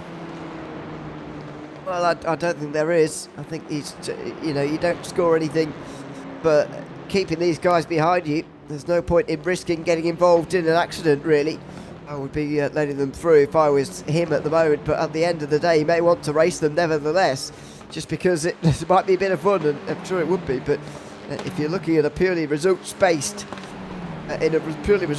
way, then you've got to be looking at just letting them through, at least not challenging, as I said earlier, at least not challenging them when they try and overtake you. That's what you've got to think about here, as Draper goes down the inside of Ayres. Slightly surprised at how long it's taken Draper to get through on some of these drivers, but and again, he did start from a long way back in this race, of course, and so he's only up to 8th now, although Ayres is still remaining side by side with him on the way towards Moss Corner. Yeah, through they go, turn 4. Draper's going to have that inside line there, and Draper now picks his way up 13 places here throughout this race. A great run for Mark Draper, absolutely done a storming job. Now Carl Jacqueline has got Wayne Palmer a few seconds back. Palmer's got his own problems though. He's got Godden, Kellerman and Manningveld battling it out in this little 4-car train. We are going to be on the final lap this time around. Pete Newman is going to take this checkered flag. I've got a funny feeling though, actually, judging by this time, it might not actually be the final lap. Barney isn't waving. There's going to be one and one more here, Ewan, because at the time he's crossed over on a 1:31 lap, he crossed over with 1:33 left on the clock. So we're going to have this one and one more. Well, it may be, but sometimes when it's that close, the iRacing throws to take a flag anyway. I've seen happen before, and then on other occasions I've seen on iRacing, it's predicted the lap time for the final lap wrong, and even though the race is complete by 5 seconds, I've seen us carry on for one more. So who knows what's going to happen here? Because it seems to make its own mind up sometimes as to what it's going to do, and there's nothing that anyone could really do about it. So we'll see if this is the last lap or not. I don't think it'll matter for Newman, to be honest. I think he'll win whether this is the last lap or not. Yeah, I think so. David Ayres is off the side of the circuit here as well. Him and Jack Andrews, he's come, and Jack really didn't have anywhere to go with David Ayres coming over on him. Unfortunately there for Ayres. What's going to happen here with Pete Newman? He's got 30 seconds on the clock to get over the line, and he's got 3 more corners to go. So this is going to be about as close as we could possibly make it here this evening for this one. Whether or not all of a sudden it's going to throw out a checkered at us, or whether or not it's going to give us one more lap. Decision is going to be made very, very shortly. We'll go on board here with Pete Newman so we can have a look and see what the situation is with Barney. What is Barney doing here as well? I believe that is the white flag. One more with literally 2 seconds on the clock. Well, has anyone underfueled as a result? It's going to be my theory with this, because normally when you've seen the first race is such a set amount of time, and it was so close to 20 minutes as well, you thought, well, it's got to be 13 laps again for this second race, but especially because it's reverse grid, you'd think there'd be more fighting, but no. Newman's got out front so quickly and has led. He's put on such a pace. He's actually gone quicker than they have in race 1, which is remarkable, really. And so we've squeezed an extra one in here, and they'll be glad about that in this battle for second place. Well, maybe not Delmont, but for Ridley and Hardy fighting over that final podium place. So I'll be glad about that, because it gives them one last chance. Yeah, it definitely does here. I think, as we said, bar any major issues for Pete Newman, is he gonna? He should take this victory. here as well, and there is Newman. That's Andy Litlow behind us, and we've got Adam Delmont who's going to finish in second. He did what he had to do here. He got up to through the field. He's going to hopefully take that second place, and I say that with much apprehension. Carl Ridley, can he hang on as he's going through turn 8? Looks like he will do this time around, but it is going to be Newman. He is going to come over the line, and he is going to take this victory. Newman comes round the final corner. Turn 10, no issues for fuel for Pete Newman. He's managed to hang on, and he's wrapped it up here as well. Great win for Pete Newman. It looks like Ridley's going to hang on here, and Ridley got the third place there as well. What about Andrews? He's going to take his second win of the night as Jack Andrews in the hands. He comes over the line with Wayne Palmer just about hanging on from his teammate Paul Godden, who just hung on from Charles Kellerman there as well. So it was Andrews, Palmer and Godden the exact same way it was in race 1 there, Ewan. Yeah, and clever for Andrews as well to sort of let the pros through, but also keep his win in AM, because he's reduced the amount of cars between himself and the other AMs that there will be in the field. So he will be behind them, but he will be right behind them instead of a few cars behind, which is what he would have done before. That was quite good presence of mind from Andrews there to get as close as possible to the other AMs he's racing against. Yeah, it definitely is, as we wait for Luke Maxwell there as well. When young James Parfitt looked out the window at school, he saw dinosaurs. Thank you, Craig Jones.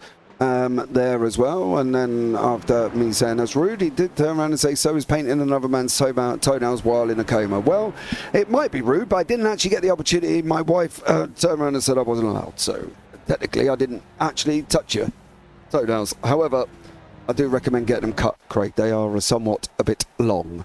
But here are the results from race 2. Pete Newman out in front and takes the victory with Adam Delmont in second. Carl Ridley did manage to hang on to that third place with that great battle with Carl Hardy and Adam McNally, Roger Morton and Mark Draper. John McCutcheon and Carl Jacklett round out the top 9 for the pros. Andrews gets his second race win of the evening with Wayne Palmer in second and Paul Godden in third. The exact way round it was in race 1. Eric Manifield in 14th with David Ayres in 15th. Of course, we had contact near the end of the race for David Ayres. Edward Parfitt in 16th. Jason Morris and Sir Alan Toon behind that one. Then on from there, we got Luke Maxwell did manage to come back out on track and finish in 19th there as well for Luke Maxwell. And then Mick Barry, Dan Lewis and Chris Dixon. I'm not entirely sure what is going on with Dan Lewis this evening. That might be another message here as well for Dan to find out what is going on with him, because at the end of the day, he's having a bit of a rough one here, Ewan. Yeah, unfortunately, it's not been going particularly well recently for him, which is a bit of a shame. But sometimes that's the way that it goes with one or two of these evenings. You just have a few problems, and you're rolling in the wrong direction. And unfortunately, that's been the case here. I do feel like that you'd certainly experience that if you had 2 races without benefiting from the reverse grid, for example. So if you're outside the top 10 in race 1 and outside the top 15 in race 2, you feel like the whole event itself is getting really on top of you, really, because you're struggling quite so much with regards to that. So yeah, it's unfortunate, and those that start from the back through this final race of the evening really do have their work cut out to make their way through the order, because it is the last race. Yeah, it definitely is. And as I say, David Ayres, well, fortunate enough for David Ayres, that spin at the end has put him on pole for race 3 there as well, Ewan. So almost kind of bit of luck for David Ayres in a weird kind of way. Yeah, well, planned, seemingly. I don't think David Ayres could plan that. Yeah, I know. I'm only joking. It's silver lining, though, isn't it, really, from the spin? I guess you could say more accurately. So he'll be able to take that from it at least. But yeah, he'll be disappointed with the spin itself. Maybe not so much with the results. And as I said earlier, really great presence of mind from Andrews there to drop back so many positions late on there to get himself closer to those other AMs in race 3. Really clever driving from him, and he's played the reverse grids very well over tonight's race. Yeah, well, we're going to find out in about 2 minutes. Dan Lewis's issue is hardware. Change to VR setting, aren't tune, kept throwing me out both races, gone back to monitor for the last race on that one. So there you go. And Phil there as well. In that case, Craig, if James saw dinosaurs, I must have seen the great nothing. Well, Phil, when you were at school, I'm sure they used stone and a chisel there to do their work on as well, because you are older than me, dear sir. Not many people in this world of sim racing I found are older than me, apart from, well, I know of Sir Alan Toon and a few others, but I know you are a Phil there as well. So thank you very much for that one. Final race, top 15 reverse. Newman and Delmont are going to be side by side. Andrews and Palmer and Godden are going to be side by side, and they've been going at it as well all the way through. Surely this is going to end well, right? Yeah, it is. You'd hope. I don't know. It's always the one where you get with the reverse grid, you just do not know what's going to happen. And top 15 is a large portion of the grid to have reversed as well. So that's going to be a problem for some. But we've got mainly, race 2 was actually quite clean there. We've got for the most part, the best drivers are towards the back, really. And that's what you want for an exciting reverse grid. We definitely do. We're going to see how Newman and Dalmont handle that one, as we can see there as well. Car number 264, which is David Ayres, has just gone off again at Moss Corner by the looks of it as well, as we scoot around the track with not a lot of time left on the clock. We've got 20 seconds remaining of this warm-up before we'll be able to bring you up the grid as well. Don't forget, like, subscribe, turn on the bells as well. There are racing coming up this week, not as much as normal, because obviously after this Friday, JPB do kind of almost take a break until January. Here as well, all of us, including myself and Ewan and Zach and Nathan and Biggles and everybody else, is going to have a bit of a Christmas break. However, not a popular choice for Mr. O'Leary, who turned around and said he didn't really want a break. So, you know, unfortunately, he's taking one. No. But we still have... No, you don't. UK Sim Race is coming up tomorrow with the JPB GT4s. Then on Thursday, we've got Evolution Sim Racing and the Radical Race Series. We do have a broadcast going out Sunday morning, but that's at like 1:30 with the Racers Elite. We will be back on the 27th. Now, the reason we're coming back on the 27th is for the NASCAR Funds race that we're doing. I believe Mr. O'Leary is going to be racing in it as well. I want to be racing in it, but let's get this grid up for race 3, as I just kind of missed that one. Andy Littler, Luke Maxwell, you're 1 and 2, with Sir Alan 2, Jason Morris, Edward Parfitt, David Ayres, Eric Manavell, Charles Kellerman, Paul Godden and Wayne Palmer, with Jack Andrews, Carl Jacklett, John McCutcheon, Mark Draper, Roger Morton, Adam McNally, Carl Hardy and Carl Ridley. I've got a funny feeling this has gone to the old setting of top 20 reverse, and it is here as well, with Roger Morton, McNally, Hardy, Ridley, Delmont and Newman, Barry, Lewis and Dixon. So where we had issues with the session here, Roger Morton's just gone next, and didn't realise the top 20 reversed for race 3. So we're going to have a top 20 reverse here, Ewan. And now we're up and running, and everybody's green. And Andy Littler gets away with Luke Maxwell, Sir Alan Toon, Jason Morris, Edward Parfitt, David Ayres and Eric Manafeld all making their way around turn 1 there. How are they all going to get on through turn 2? Are they all going to survive this front block once more? It doesn't... Oh, no. Oh, he did. He hung on, did Andy Littler. Only just there. Sir Alan Toon also hanging on to it as well. Go Tooney. Put yourself in it. There's somebody on the grass. That's Roger Morton as well. Most made it through there, Ewan, him already throughout this race. Well, oh dear, someone's in the wall very hard on the outside. It's Andrews, the AM winner from both of the races so far, straight into the wall on the outside, and it's just Wayne a Palmer. bit of contact, 3 wide in the end, not fitting, and that'll be the end for Andrews. Unfortunately, the top 20 being reversed has meant that Maxwell's at the front, by the way, and that's going to be a problem for almost anybody else trying to win this race overall. I said earlier the best drivers were at the back. Well, that was on the premise that Maxwell would also be at the back, but he's not, and he's up towards the front. it's giving some of those guys further down a lot of work to do. Yeah, he definitely is here as well as these guys are going into turn 8. You can see Parfitt sitting in second in Klaus. Jason Morris is up in first in Klaus as well. Great run for Morris there. He's just got to hold on as Andy Littler, David Ayres, Eric Manifield all closing up now behind Edward Parfitt. There's Sir Alan Tooney. Get it back on there, son, as he loses the place to John McCutcheon and Carl Jacklett. That's Sir Alan Toon, but a great job at the moment from him here as well. Go on now, who's 70 years of age there as well as Adam McNally and Mark Draper follow each other off the side of the circuit there as well. So hopefully these guys will be able to battle their way back through. And what's happening down here with Carl Ridley, Delmont and Newman? Well, they haven't really gone anywhere here, Ewan, as... Whoa!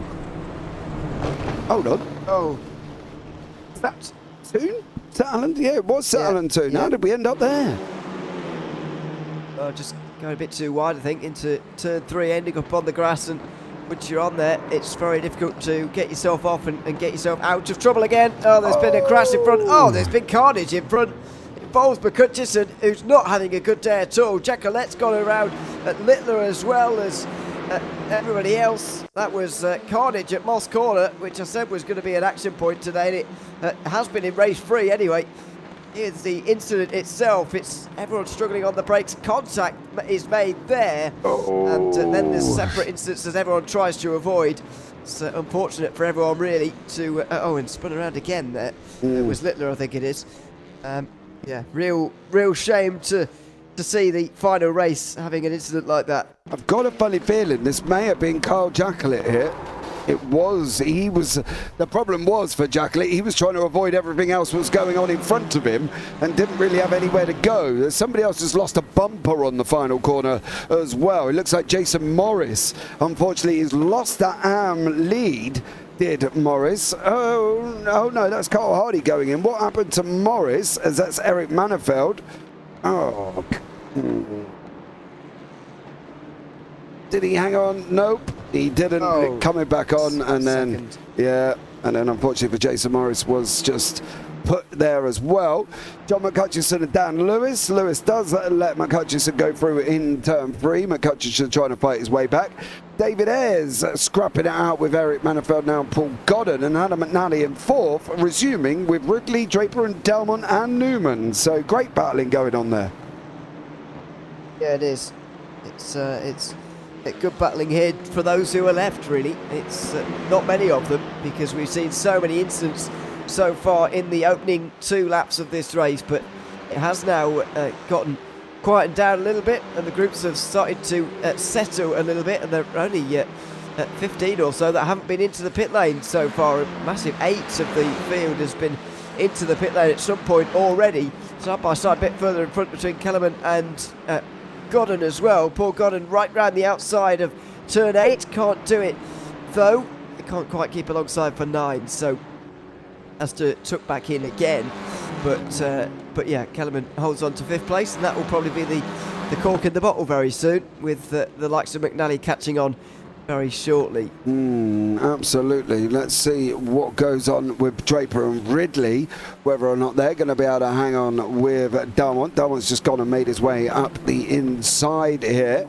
Adam McNally is leading the way with Ridley behind him with Delmont and Draper. Edward is under attack from David Ayres further up. He's now got to make a decision with Charles Kellerman 2.9 seconds back. Again, the same situation as Jack Andrews. Does he fight it? Does he not? That's the question. Well, I think it's probably a good idea not to.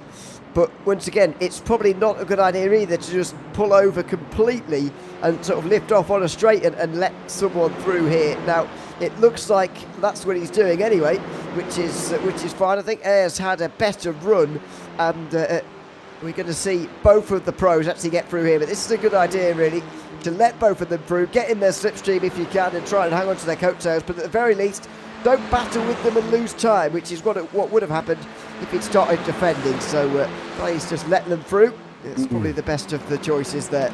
Yeah, well, he's lucky enough. He's got Kellerman and Godden battling it out behind. They've also got McNally coming through and Delmont as they're going side by side into turn 10 at the moment. McNally does manage to hold on to that position. Delmont, Ridley, Draper and Newman. Still, Newman not really making gains. He's got no bumper again as Pete Newman. Poor old Pete, he's probably lost more parts on his car than he's finished with in both of these races so far. But the only good thing, as I said, for Edward being the leader of the AMs is having the guys battling it out behind with everybody else as well. So this could work out quite well for him, really. Yeah, could do. But we'll see, really. And it's all going to be about coming out of the other side of this group on the right side of the battles, really, because anything can happen here. You've got Delmont and Newman within the group, and who knows what's going to happen with them. Who knows what's going to happen with anyone. It's side by side between Newman and Draper at the very back of the group. It looks like a long way round for Draper, but he seems to have done it, actually, just compromising the run of Newman onto the back straight here, and he is into 10th place now. But it's fierce battling, really, and the fact we've got two AMs at the front of the group is really throwing some spanners in the works for these pros. Yeah, Kellerman with Godden. We've lost Jacqueline, Dixon and Barry. Toons in the pits. There is Kellerman going to the outside of 8. Godden's trying to go up the inside. Kellerman wants the inside for 9, which will make it a little bit easier for him into 10. Delmont's just trying to get past everybody, with McNally having a go, and Ridley and Draper. Also, McNally and Ridley. McNally and Ridley having a coming together there as well. Oh, I would probably say that was more on McNally getting all out of shape there, Ewan. Well, it's difficult to call that because there were two elements to it. Certainly there was getting out of shape, and there was also the contact as well. Were either them really in control of their cars to really be blamed or not blamed for any of that? I'm not entirely sure. I think what unsettles McNally actually is the initial bit of contact. So there's two parts to that, actually. There's two bits of contact, in fact, and ones that Ridley may well get in trouble for, because I think the only reason McNally was unsettled in the first place was because of the initial contact. Yeah, well, I'm just wondering how that's going to work out at the moment, and then we'll see what goes on there as well, because obviously it's a hard one to call, because Ridley moved to the right to try and go up the inside of McNally, and unfortunately did make contact with McNally, which led to McNally out of shape, which then led to him and Ridley coming together. So it is, as you say, 6 of one, half a dozen of the other. We are 3 wide further back with Paul Godden, Pete Newman and Carl Ridley going into turn 8. How is this one going to work? Well, Ridley's going to come out on top with Newman. Newman's hanging up the inside of 8 at the moment. Is he going to be able to hang on through 9? Ridley's got him on that one. Paul Godden does drop back away from his battle with Charles Kellerman, who's now in with Mark Draper and Aaron Delmont. So Godden, he kind of needs Kellerman to come back to him a little bit here, Ewan. It does a bit. Newman's got no front bumper either again here, has he? So no. That's the second time tonight that he's got no front bumper now. But he's still, well, he doesn't seem to be as affected by it as he was in the opening race, which is good news, I suppose. But up to 8th now with no front bumper, from what I can see from here. So we'll see how affected he really is when we got onto the straights again in a few moments' time. But unfortunately, this battle has been split apart now. Kellerman has not been overtaken nearly with the rate that Paul Godden has, although Godden may well come back to him after these 3 pros have gotten through on Kellerman, which you'd imagine they will do soon. Ridley taking a trip off through Moss there. Sorry, Ewan, as I saw Carl Ridley just go plummeting off to the side. He's now got the outside for 8 with Roger Morton on the inside. Morton should get this run up into turn 8 here and get it done and dusted, hopefully, over Carl Ridley. Can he just send this in a little bit deeper? Ridley's going to have to go the long way round the outside of 8 at the moment as they're coming into it now. Over that little crest, in goes Morton. He's going to hang it on. Let it open up a little bit. Take the position away from Ridley. Don't give him the option to come back. Morton does do that. He covers off the inside for 9. Now round 10, and Roger Morton does that as well. So a great job from Roger Morton. Mark Draper here battling it out with Pete Newman, who who is fighting with Draper to try and get past Charles Kellerman. Yeah, and at the moment not succeeding with that. Newman still looking for a way through, as is Draper here. The way down towards turn 2, that was close. Draper looking for the inside, now the outside, now the inside again. See if Kellerman defends. No, in fact, quite the opposite. Pulls to the racing line, leaves the door wide open. Draper will be through. I'd imagine Newman will follow through pretty soon. Although Draper goes wide, doesn't seem to affect him that much really, actually being on the grass there. So he's through into 6th place. What is 5th place in the pro standings, and is still running well, and will be away from Newman as well, given the fact he's put that car between himself and his rival. Yeah, Delmont, and I believe there's Jason Morris there. Morris is a lap down here. He just got a little bit out of shape there. Delmont did make his way through, but for Morris, that could have been a little bit more dangerous. You see in the background, Kellerman Newman going at it as well, with Godden trying to make his way through. So let's see how this one pans out as they're going up into turn 8 here. Newman's going to have the run over Godden, I think. He might hold on to that position. Is he going to be able to get Kellerman at the moment with literally a car with no bumper again for Pete Newman? Not entirely sure where he lost it this time, to be honest, but he has lost it somewhere out on track. If anybody does find it, please return it back to Pete Newman, as Morton and Ridley have gone side by side there as well. Now Newman is going to have the inside for Kellerman down into turn 1. He does make it, drops down the hill. Newman has gone through, so Kellerman and Godden can now resume their battle here, Ewan, as they've been having throughout the race, and we've still got Ridley and Morton still going at it. Yeah, we do. They're side by side actually towards turn 2. Ridley's off, trying to go through by the looks of it, or at least wide. Yes, just a bit wide, not quite off the road, but McCutcheon goes through, and Morton is still ahead as well. So three-way fight for 10th place now in this group. Kellerman now with Gordon, by the way, in that group further up in front with the AMS, and Edward Parfitt is to make sure that with these next 3 overtakes that might well be coming up, that he doesn't lose too much time to those behind, the likes of these guys as well, who are fighting. McCutcheon down the inside and does make his way through to 10th. Yeah, it does. Edward here has got Delmont. I believe he is trying to move out the way here, Adam. I'm not, you know, my son has learned over the 2 seasons of racing that he has done here to try and remove himself if need be. Now follow Delmont. That's what I would do, and wait for Draper to close up. I wouldn't slow up. I would just allow Delmont through, try and stay with him until Draper catches me up, and then kind of do the same thing again with him and probably Pete Newman. We've seen the contact between Parfitt and Newman in race 1. You know, let's hope we don't have that again. The problem then for Edward is he's in the clutches of Kellerman and Godden, so he's got to try and keep some pace up here to take this victory in the AMS. Paul Godden finding out with Kellerman coming down through Ray on court turn 1, and Ridley and Morton still going at it, Ewan, as they have been for the last few laps. Yeah, they are. McCutcheon will be quite pleased to get away from this, and it looks like he will do in 10th place. Ridley and Morton will stay side by side, I would imagine, or stay battling at least. It's allowing Wayne Palmer to catch up, but it doesn't really matter. He is an AM compared to the pros fighting in front of him.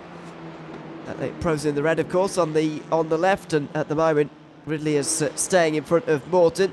Will that remain the case on the way towards Moss Corner? Up over the brow of the hill here, and on this tricky braking zone. Morton's so close, it could even be quite distracting, but no, it's not in the end, it's fine. And Morton does not rear end Ridley, which is a good thing. A little bit of a lock up towards the second part of turn 5, and now on to the back straight again. With that slipstream that Ridley's getting from McCutcheon, I think he should be fine to hang on to this place. Yeah, Parfitt's up front. He has made the room for Draper. He has given you room. So for Mark Draper, you have got the inside line into 8 here. Edwards should brake just a little bit earlier, allow Draper to take that line through, and he does. And again, just follow him if you need be. You've got Pete Newman now coming through as well. You are slowly coming into the back of Charles Kellerman, although be it that it's been 3 seconds there and thereabouts. And he does allow Pete Newman through as well, who's still got no bumper on as well. And to be honest with you there, Ewan, I've got to give my boy a little bit of a shout out, because if you've seen him in season 1, well, that didn't quite happen. So the improvement he's made over these last 3 seasons has been amazing. He's had Pete Newman helping him out. He's had Morton give him in tips, and Godden's helped him, and everybody's helped him out with his racecraft. So he is kind of putting it 2 perspective. So I know he's my boy, but you do want to give him a little bit of shout out. He has done exceptionally well over the last seasons as well. Morton and Ridley going at each other still round turn 3. This time with Ridley in front and Morton chasing him. He's there as well. Morton does hang on and he gets his right rear wheel onto the grass there as well. Well, I think that might well be it now for that battle, because Morton ran wide there through turn 3, and that's probably is it for the battle between the two, because of just running a little bit wide there. So, well, at least it is for now. He's not back that far, actually. So maybe he can just get into the slipstream a little bit and start closing in again, and maybe have a go at another lap, because it's certainly not going to be this time round. Kellerman and Godden here fighting for second place, certainly helping out Parfitt actually by fighting this hard for second place, but you can't blame them. Side by side they go through turn 8. Kellerman will hang on to the position again. I wonder if Godden's just wondering how he can make this move, starting to lay the foundations maybe for a move late on in this race. Well, he's only going to have 3 minutes. One of the people we haven't spoken about is not Adam Dalmont, mind you, as I'm just watching him go side by side with Eric Manifeld. Manifeld's going to have the inside for 2. Dalmont knows to back out. He is a wily old fox, is Dalmont, when it comes to this. He knows he's got to stay out of the way. That, although, is not going to help him from Eric Manifeld here as well. Obviously, this young man isn't aware, as we talk about this every single time, that his internet is going and doing different things and spiking, which is causing him to disappear. He's not aware of that. So, but we need to give props to Luke Maxwell. It's taken him all of 1 round, 6 races, and he should technically here, Ewan, take his first victory this season. I think it would be a big surprise if he doesn't in this race now. He's nearly 8 seconds in front, took that lead almost immediately. Benefited from the fact that this is nearly or was a top 20 reverse, of course, which has certainly benefited him there. But even with a top 15, he would have had a good race, although he would have been not even benefiting from the reverse grid, of course. So that's really helped him. He's got a big lead now. I think it will be 2 laps to go here, because he got the lead immediately. This race seems to be even quicker than the second one, so this might well be 2 laps to go. Oh no, well, who knows with racing. It makes its own mind up. Because, as I say, I've seen many different things happen before with this situation. But anyway, this time round, to be honest, I thought he crossed the line almost exactly the same as Newman did in the second race, and that was the second last lap at the time. So whatever iRacing, we're going for the last one this race. Yeah, it's decided this is the last lap this time around. We did get that extra one in. I'm keeping an eye on his Kellerman and Parfitt battle. Weaver Edwards taking it really easy at the moment, but his gap's down to 2 seconds. He's got to be a little bit careful. Morton is now back up with Ridley again as they go through turn 2 on to 3. So Morton going at it, hammer and tong here as well. We did have Adam McNally in chat earlier on. They said there's nothing I could do. The car just snapped after contact. It was the slightest bit of contact as well, Adam, that caused your car to snap there. So we did say that, and we did literally say that little bit of contact did cause it to snap the other way, and then you came back here as well. But let's pick up on Luke Maxwell, as he has done an absolutely amazing job. He's gone and taken the victory. Please don't weave in celebration as well. I watched some fails the other day on TikTok. Some guy was waving in the 100 metres with about 20 to go, and he fell over flat on his face and lost the race. So, you know, I really don't want that to happen to Maxwell, but I think he is going to make it through, and a great job here from Luke. Takes his first victory of the season. David Ayres is going to finish in second place as well. Great job from David, with Dalmont coming through in third. Manivel, Draper and Newman there. Parfitt's going to win the AMS. Good shout to Edward winning his second race of the season in class. Paul Godden doesn't get Charles Kellerman this time around, and it is Kellerman taking the victory once more there as well. Some great racing kicking off here, and St Eva more as well. Myself and Mr O'Leary are going to hop back into a chat after trying to resolve our connections issues while these drivers finish off, and we'll be back with you very shortly.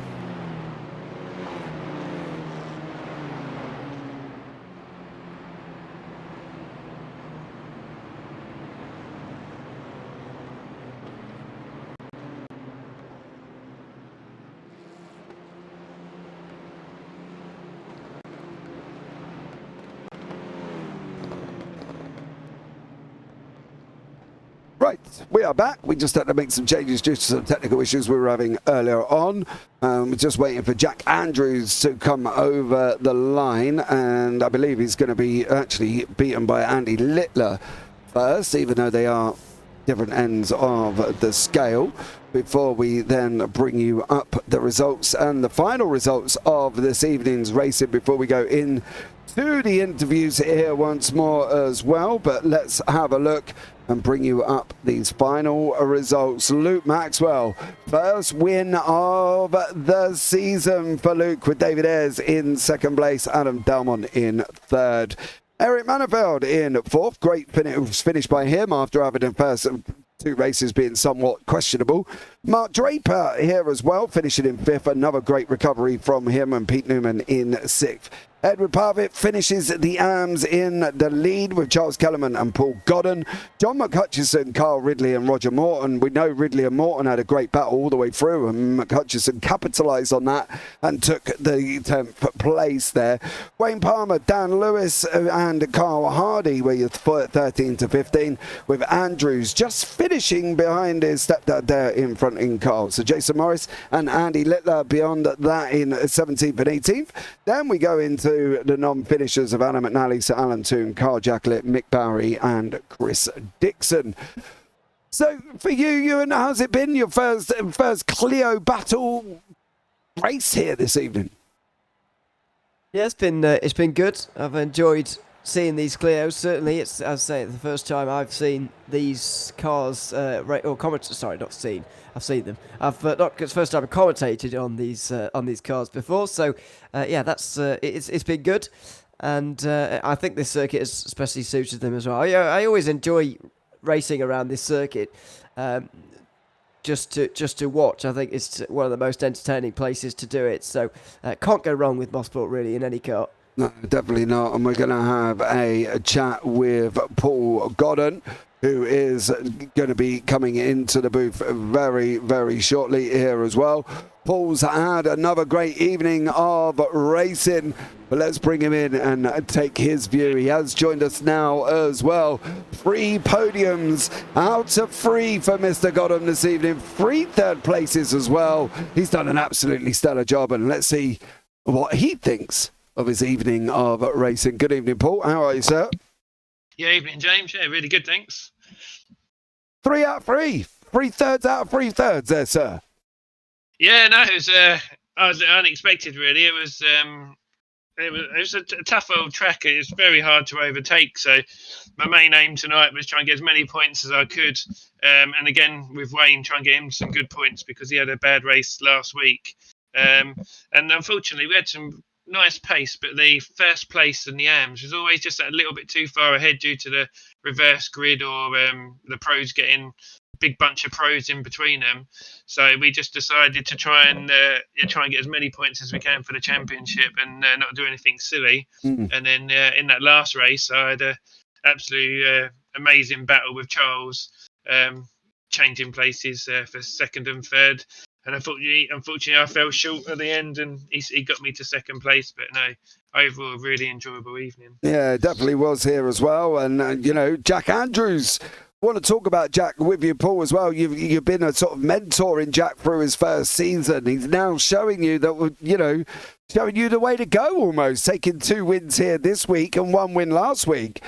This AMS is going to be a very interesting battle with all of these people, I think.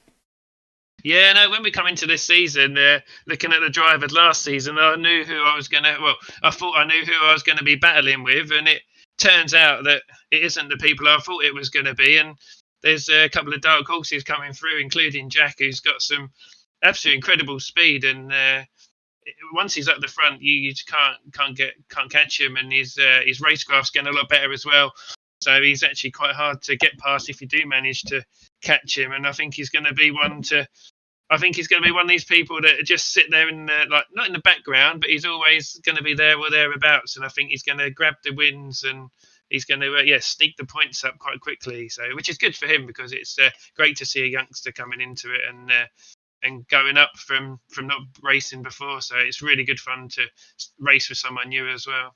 Yeah, absolutely here as well. We now go into our few-week break here back at the Catalunya circuit, the national layout there, Paul, as well. You know, obviously we're hoping that everybody goes and rests for Christmas. Is that something that you're going to be doing, or are you going to be out on track practicing? So, because I haven't been in the sim rig since last week because I've got a bit of a leg injury at the moment, so I'm really struggling. So I'm literally just jumping on for an hour's practice, straight into the car and see how I get on. And I've even set hand controls up for the brake and throttle in case my leg decides to like get pins and needles and go numb, so I can actually, at least I can stop if I'm going to crash into someone. I can actually be able to stop the car. So, but over the Christmas break, I'm hoping to get in the rig a little bit more. I've got some like physio on my leg and that coming up, so I'm hoping I can get in the rig a little bit more, do some fun events, maybe jump in with some of your fun events as well with some other people, and just enjoy the racing and maybe try a couple of different cars out. And also try and have a bit more practice with these and try and get that set up just a little bit more, because tonight I was really struggling with the setup, being very loose at the beginning of the race, which then meant at the end of the race I was running out of grip, and the last 2 or 3 laps you'd see I was really struggling to turn right all the time. I need to just try and work on the setup a little bit of this car so I can get it back to where I had it at the end of last season, and then come back in January for carry on the season and try and at least get top 3 in the AMs, or if not, try and win it. Well, I'm glad you realised it was open set up there, mate, because I thought it was fixed. But there we go. Never mind. Craig, a message from Craig Jones in YouTube chat. He says, "Be 0 out of 3 for Godden when he's back." What's that? Sorry. A message from Craig Jones, who said it'll be 0 out of 3 for Godden when he's back. Yeah, it will be. Yeah, it would take me and Wayne both out. So like when he did before, we still laugh about that incident, and where he managed to take us both out and spin us both down the pit lane. So it's great to see him though. Back with us on the mend as such. So it was all touch and go for everyone at the time, and the whole community and the league all come together, and it was really nice to see, because like sometimes in sim racing you get a bit of nastiness on the like chats and the Discord channels and stuff like that. But it's all really nice to see all the lovely messages and the support for him in multiple championships across it, and obviously the banners on the cars and stuff. It's just really nice, and that makes sim racing even more enjoyable than it actually is, and it shows you it's just more than jumping on and throwing a few pretend cars around and and having fun. So it's a lot more than that. It's everyone's like I said before, everyone's a real person, and they all have their own little lives and that, but we all come together to support each other. Yeah, we definitely do. I was going to ask if you wanted to shout anyone out, Paul, but I feel you might have already done that with your last statement, unless there's anybody else you want to add on to that one. Yeah, Charles, he drove amazing tonight. And I don't know if you saw that much in that third race, but me and Charles for the last probably 5 or 6 laps were swapping positions, and I had just a little bit more pace than me in the brakes, and I had a bit more pace out of the corner, and I just couldn't get him. So it was really great fun to have a really nice, clean, great battle with Charles, because I haven't done a lot of racing with him, so it's a bit unknown, but no, it's really, really enjoyable. Well, we have just watched up pretty much most of it, and we did catch most of it on the broadcast there, Paul, as well. Well, thank you so much for joining us there, bud. Watch it back. Yeah, you'll see yourself on there in the interview bit. Yeah. Thank you there, buddy, and we look forward to having a chat with you. Have a nice Christmas, and we'll see you after. Yeah, we'll do. Catch you later, guys. Take care. Right, I want to have a chat here as well with Luke Maxwell. He took a 3rd place in race 3 after his first ever race in the Clios last week. He then comes into this one, grabs a 3rd in race 1, bit of a rough race 2, and then goes out and leads from start to finish in race 3. But let's bring him in now as well. Luke, welcome in. Congratulations on your first win in the Clios ever. Well done to you, sir. Evening, yes, that's interesting. I think getting a bit lucky, I suppose, with a bad race too to be so far at the front. I know my pace was okay tonight because I'd kind of had a little bit of practice. And I think just kind of got the hang of trying to be really gentle on the car and not chew through the tyres so much. But yeah, it was starting to get the hang of it. So it's hard though. Second race, trying to battle through it. I just went backwards. So I wasn't. I was trying my best to fight my way up, and I think every time I tried to make a move, I went backwards. So that's what I got to practice, I guess. Yeah, I've got a thought on that, Luke, and I'm wondering whether or not. Now, obviously, we know you're from the SR10, right? You make contact in the SR10, it's cardboard, you go up in the air, and all bits of you go off. Are you still in that kind of SR10 mentality where obviously we know the Clios can go a little bit door bangy? Do you have to kind of almost switch modes, Luke, and get your aggressive head on almost for this one?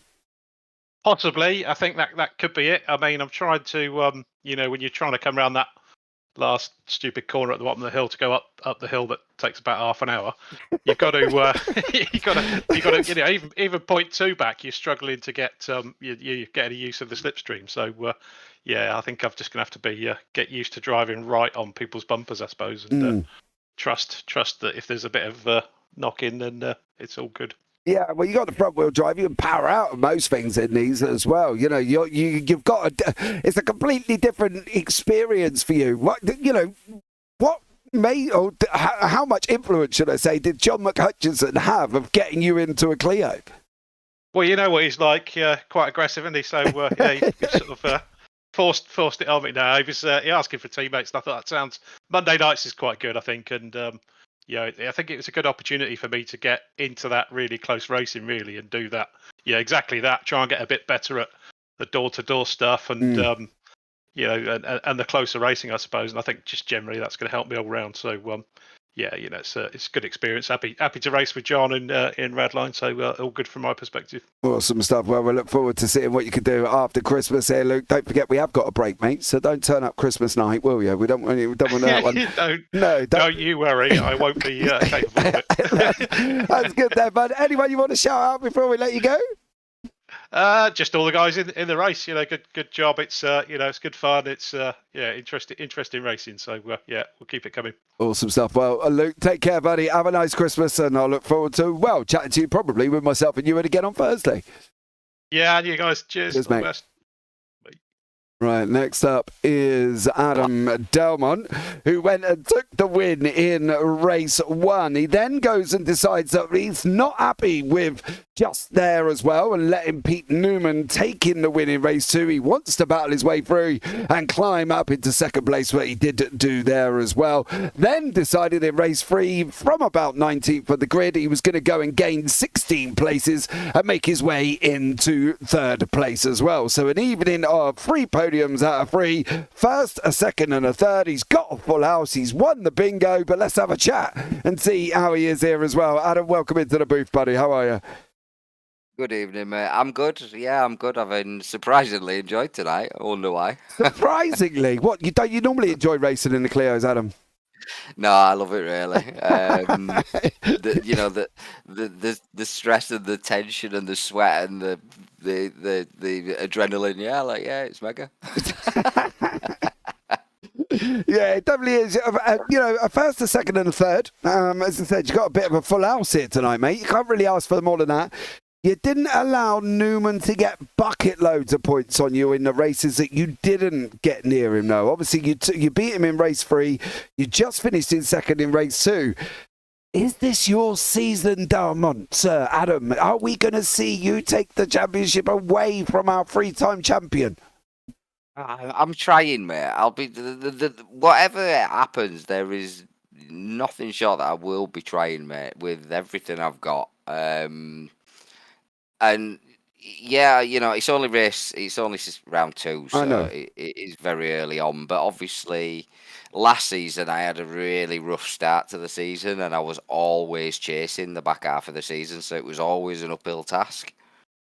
Whereas if I can just keep the momentum of finishing and just not getting caught up in too much silliness, it puts me in better stead, shall we say. So I'm not on the back foot, so we can go toe to toe at the end and then have it out instead of trying to chase as much as I was, because obviously when you're that far behind and you try to chase every point, the pressure's on even more to pass and to get overtakes done. And then when you see your rival ahead of you anyway, you can't make anything on them. They're just going to gain a couple of points on you regardless. So yeah, it's harder. So yeah, just keep plugging away, mate. Keep plugging away. Keep the decent results coming in, hopefully. I'm feeling good, feeling quick. So yeah. All right, I'll take it to him, mate. I'm sure you will, dear sir. Hopefully we will. I've got one final question for you before I let you go. Are you going to hang on to a teammate this season? I'm hoping so. I have a bit of a history, don't I? I start a season and then literally after 1 or 2 races, multiple different teammates have gone, nah, I'm not doing that. I'm like, oh, okay. But here, do you know what? What? I still managed 3rd in teams on my own in TCRs. I know, I did notice that, but it's quite interesting that they do come in with you and then they just go. It's like, you kick them out halfway through. I don't need you, get out. I don't know. It's either that or people just don't like me and I've just not twigged onto it yet. Maybe, mate, maybe. But look, is there anyone you want to shout out, buddy, before I let you go? Yeah, everyone at SRL, everyone at Next Gen, and all the associated sponsors with both those teams. You guys for running the events and the leagues that we enjoy driving in, and all the drivers and podiums tonight. Well done, everyone. And yeah, it's been nice to have a couple of other faces right up there on pace. So yeah, it's going to be an interesting season. Yeah, it definitely will be there as well. Adam, thank you so much there, buddy. Have a nice Christmas, mate. And we'll look forward to seeing you back on January the 8th at Catalunya. Yes, you will. And Merry Christmas to you too, mate. Cheers, buddy. Cheers, bud. Right, now, there you go. That brings it to the end here as well. Now, Mr. O'Leary, are you still here? Oh, yeah, of course. Okay, cool. I've had a message from Mr. Jones. He said he didn't read the last bit. So I said, okay, I will read it out to you now. He says, I will be back better than ever. There is a plan, which is what you read. Please enjoy the racing, da-da-da-da-da. Zach, who obviously is normally with me, is not here, but obviously at the time of writing this, Craig didn't know that. Our normal banter to resume. Love to you all. Now, what he didn't read, Mr. Jones, it says, from Craig Jones, 4 times trophy winner and sex symbol of the JPB Clio Cup. Posters available soon in the JPB merch store. That was the bit you didn't read out, Mr. O'Leary. Yeah, sorry about that. I saw from, so I thought, oh, that's normally the end of a letter. So that's the end of this one as well. But no, sorry about that. No, that last little bit was important to Mr. Jones. He clearly felt it's sitting in. I can see why. Yes. After all, 4 times trophy winner and apparent sex symbol. Well, I'm not quite sure if anyone saw the picture in the JPB Discord of Craig in his pyjamas that he's been given by the hospital. Wouldn't quite put him as a sex symbol. But there you go. Well, Mr. O'Leary, did you enjoy yourself, sir? Of course, yeah. It was Clio racing. As I say, first time I've commentated on it. And racing around Mosport is always great, no matter what the car is. So, should be a good rest of the season after the Christmas break now. And, hopefully it is a good one for the 8 rounds to come. Yeah, absolutely. Right, guys, that is going to wrap up tonight's broadcast. Thank you so much for everybody who's joined me in YouTube chat as well. Craig keeping the hospital awake, I'm sure, playing out the broadcast. Chaos Druid, good evening, chaps, as he jumps in right at the end there as well. Phil, thank you so much. Charles Kellerman jumping in. Adam McNally after his incident. Carl Ridley, who informed me that it was open set up with Adam McNally after all. Apparently, I didn't know that, considering the rules say fixed. But there we go. We'll have that conversation. Right, guys, that's going to wrap it up. That's going to put us out tonight as well.